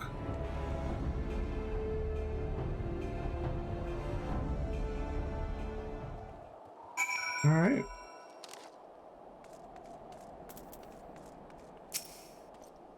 The entrance to the tunnel, ma'am. It's over there.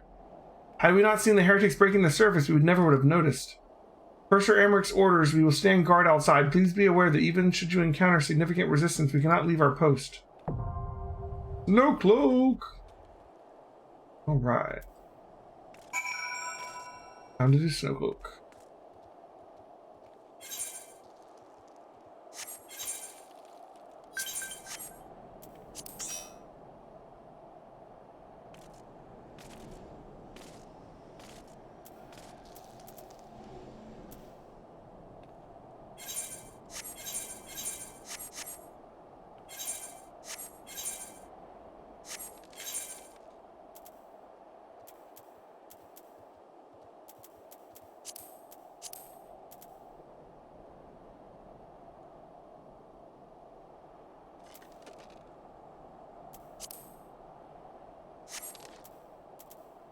We just needed a healer, basically.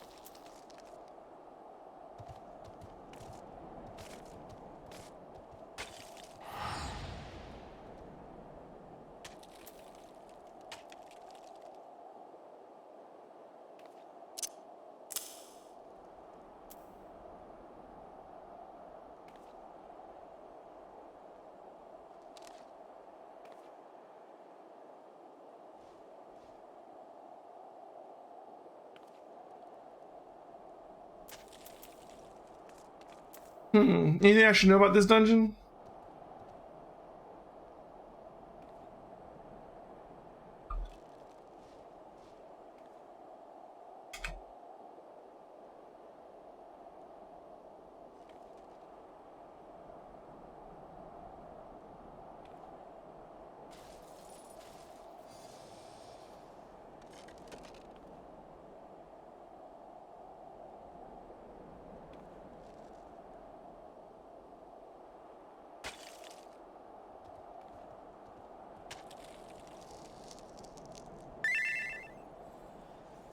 The boss, where we have to let ads get hit by the boss to turn them into snowballs and then push them into the boss.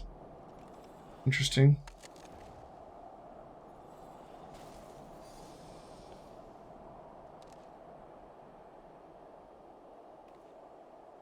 So I've got to turn the boss to face the ads, basically.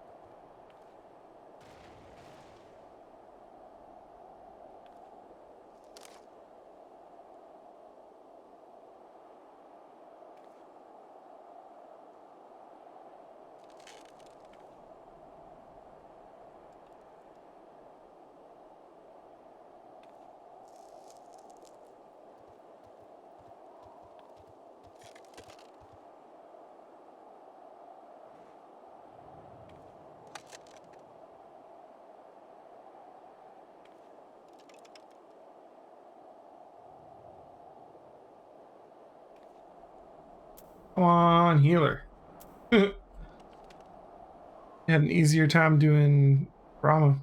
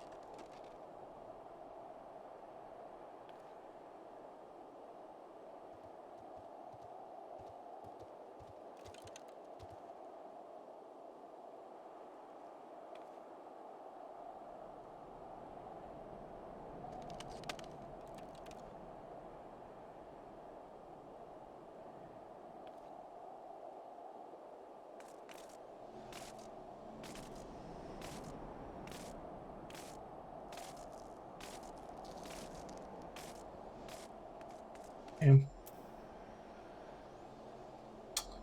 The weight, it is killing me.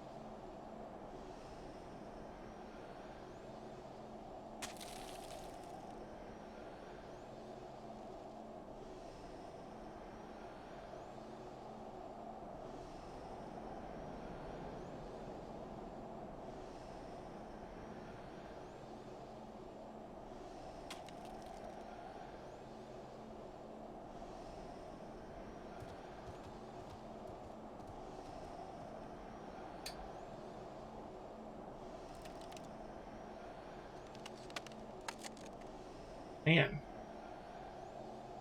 No one wants to do Snowcloak tonight, huh?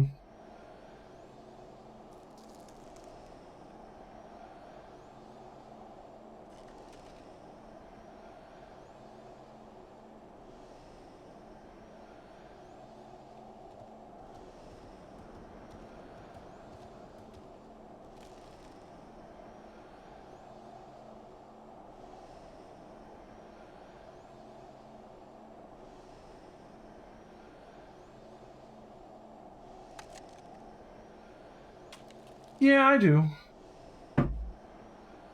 That's true. As soon as I start doing it, though, this is gonna finish. Just watch. Like, okay, let's go.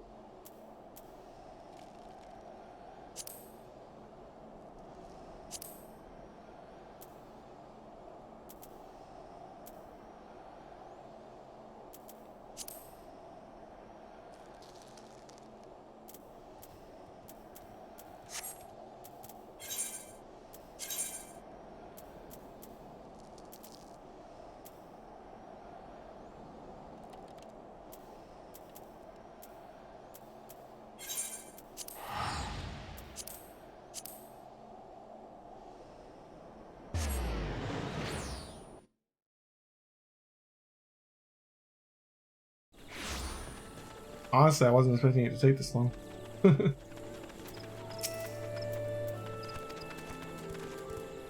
Odin. Oh my. Odin, you say?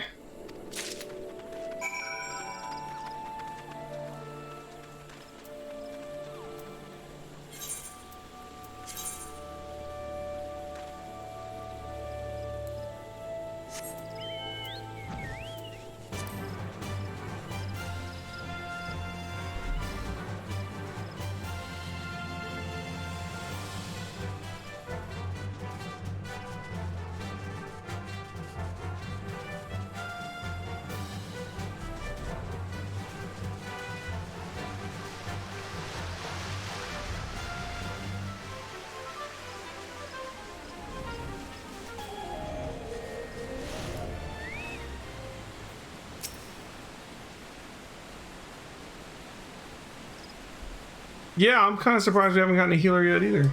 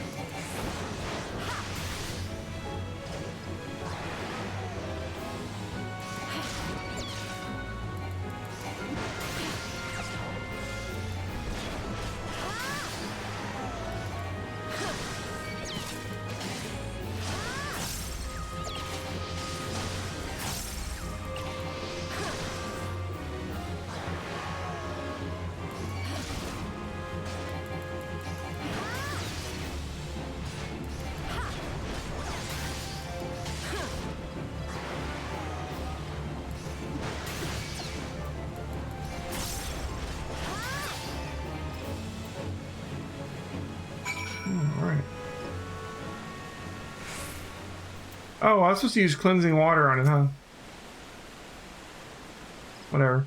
I was like, wow, that guy took a little while to kill. Oh well.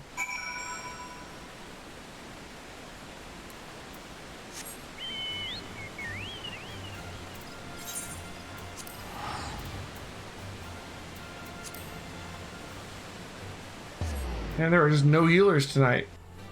Clearly.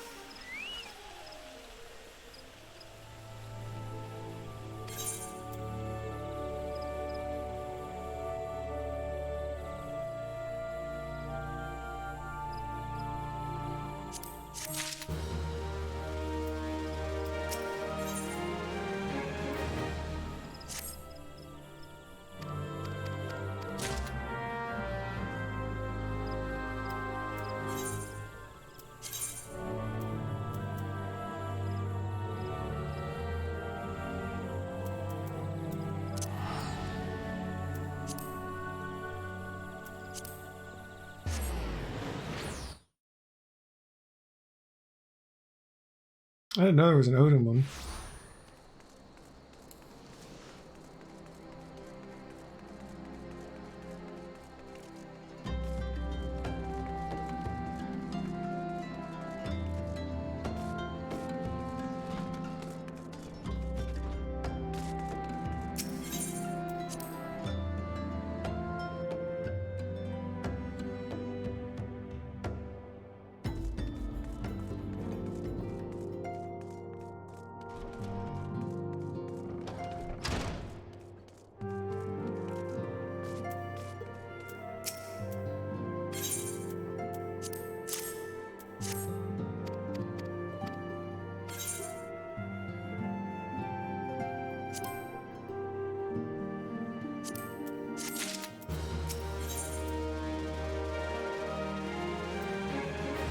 Instead of getting an Odin fight, we get, what, Leviathan hard mode?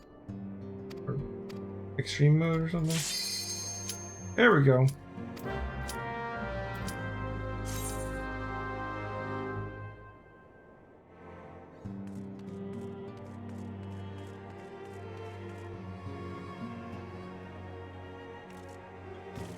Come on.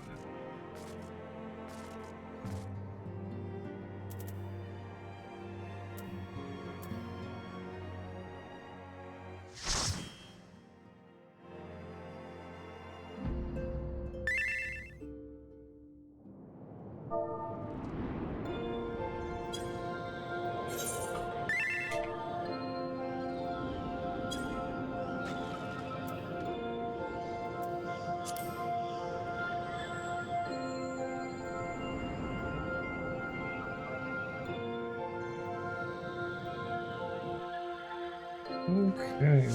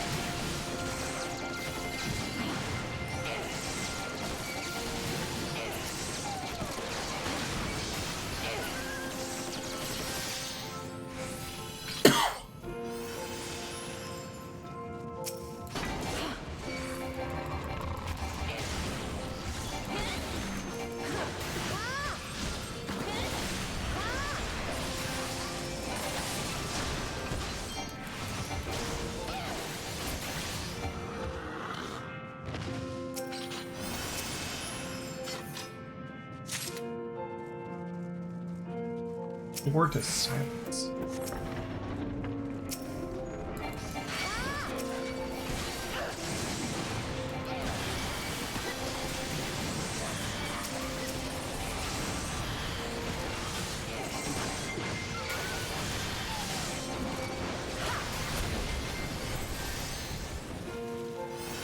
And the first boss. Alright, that was easy.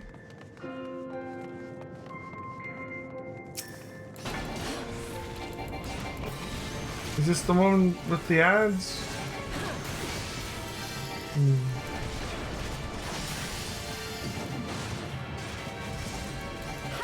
think I know.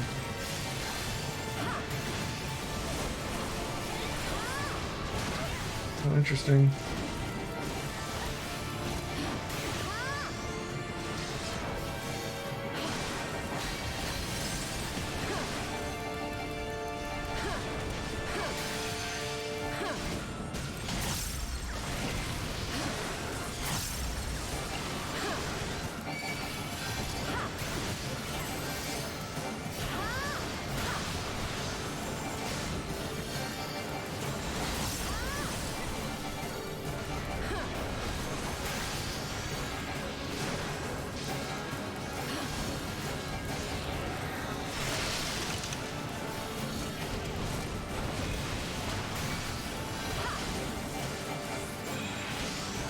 Uses a lot of AoE, huh?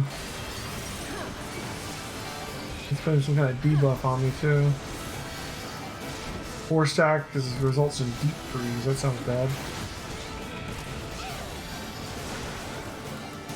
But he's about dead. Okay.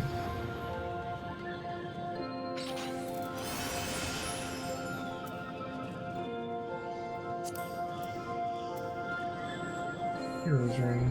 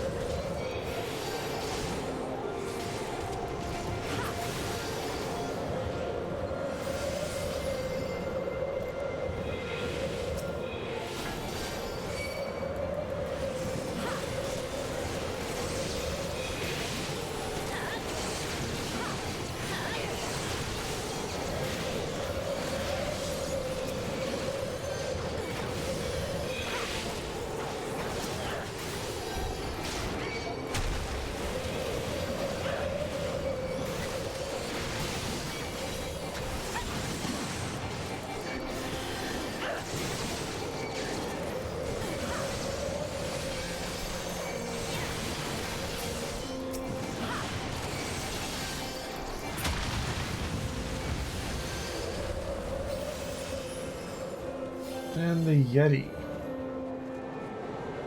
1, 2, 3 people. Ah, ah, ah.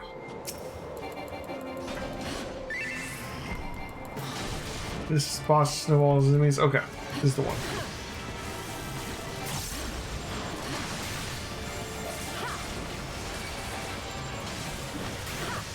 I want to turn him towards the ads.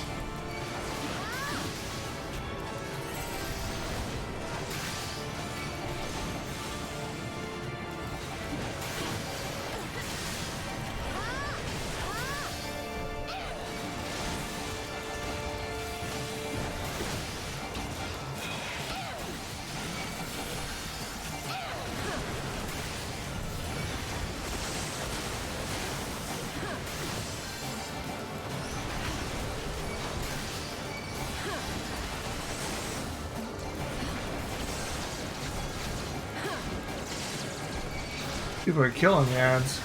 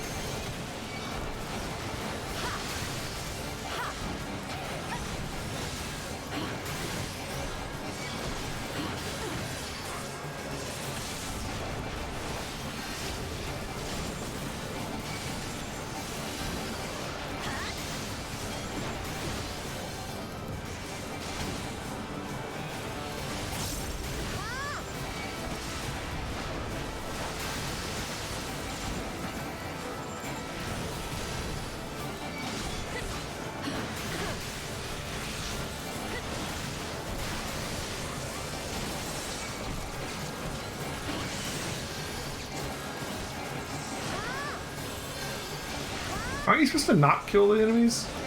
How you turn them into a snowball if everybody's killing them, you know?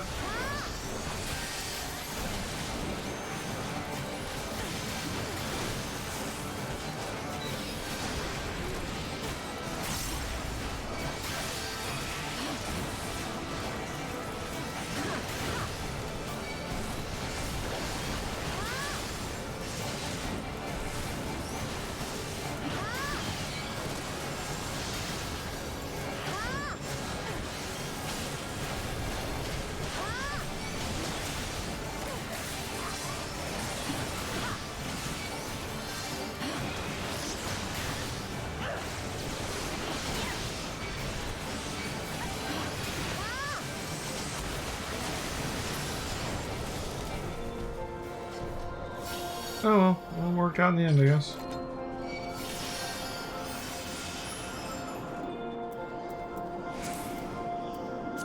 Are these antique items? Do you turn those in for items or something?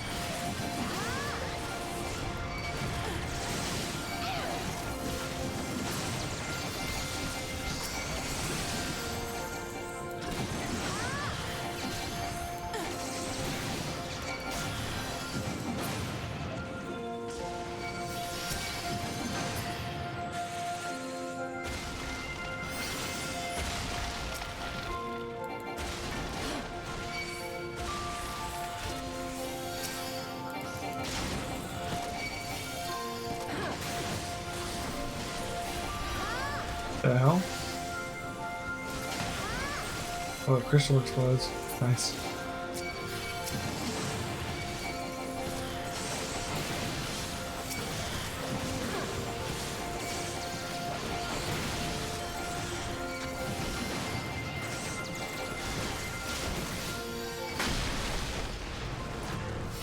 Okay. Snowclops.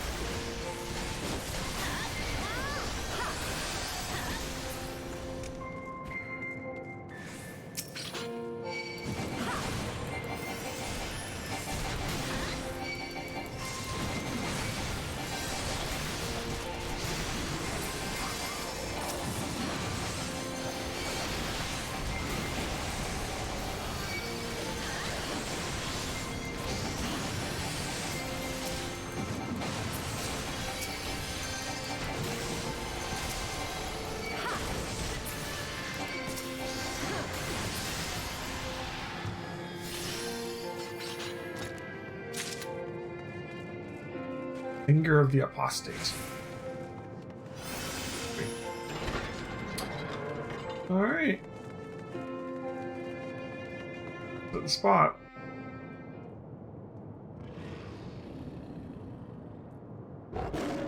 We're not fighting Iceheart. A big old wolf.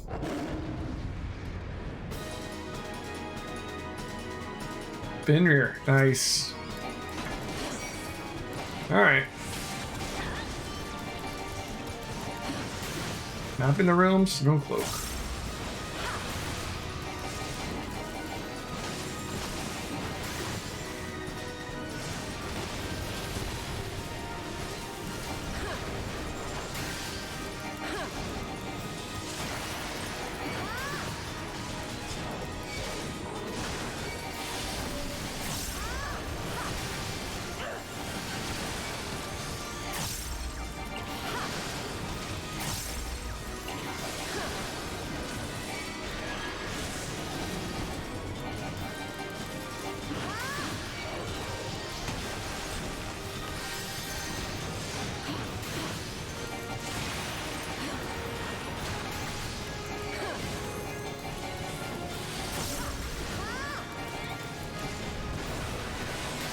Lunar Cry. Give on crystal. Oh, and then the crystal explodes. Okay. Got it.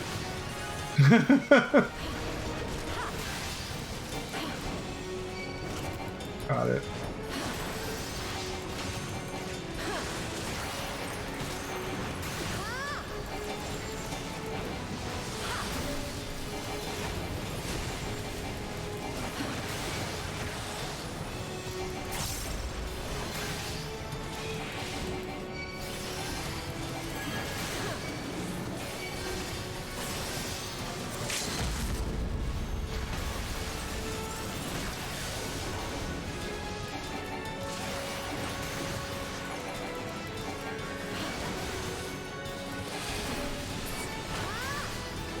Dungeon Siege 2. Nice.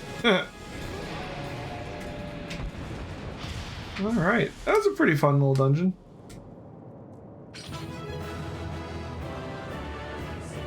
Gotta say, tanking feels pretty easy on my warrior, for sure.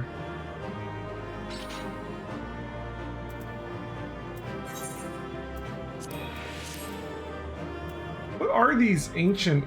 do you trade these in for loot? Is that what those are for?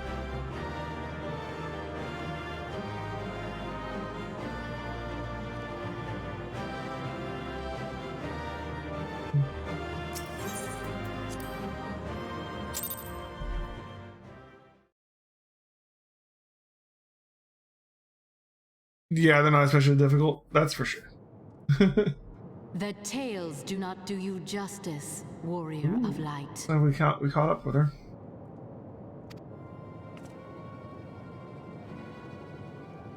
I know we don't beat her because she's in I know Heaven's who Word. you are, and you know who I am. I was given the name Izel, but I earned the name Iceheart.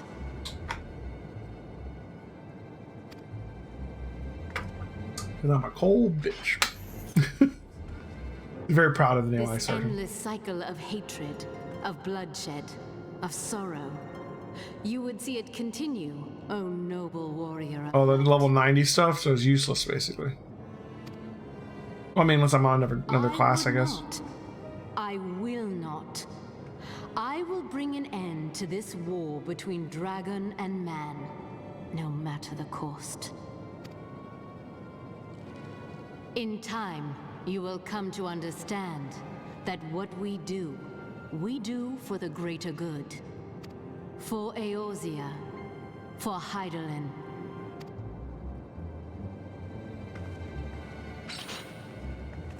The presence of a powerful mark.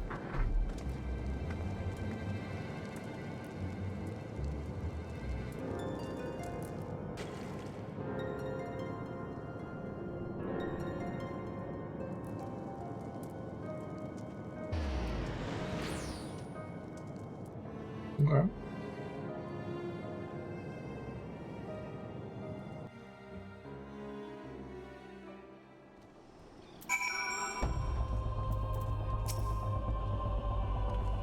That took longer than expected. What news, Elheim?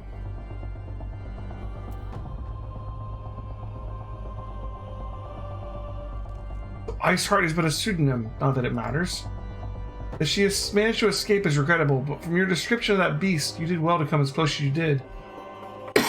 In any case, now that you've cleared the path, the Temple Knights can begin to survey the tunnels in earnest. Mayhap they will even find a route past the ice wall. Wouldn't that do wonders for their fight against the heretics? The Crystal Braves would certainly share the credit for it too. 12 be praised, Elheim. We may yet turn the situation to our advantage. Assuming we stop Iceheart before she summons Shiva, of course. Needless to say, our fellow Scions may have not been idle. Minfilia and Urianger have been busy perusing the archives of House 4 Temp, gathering what information they can on Shiva. Which reminds me, if you were intending to trudge back to Camp Dragonhead to report the day's events, don't. The antecedent should be here any minute, and I can only assume that some people enjoy subjecting themselves to this cold.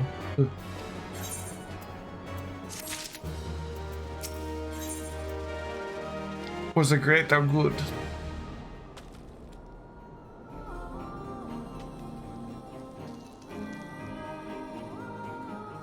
Anyone want to kill a dragon?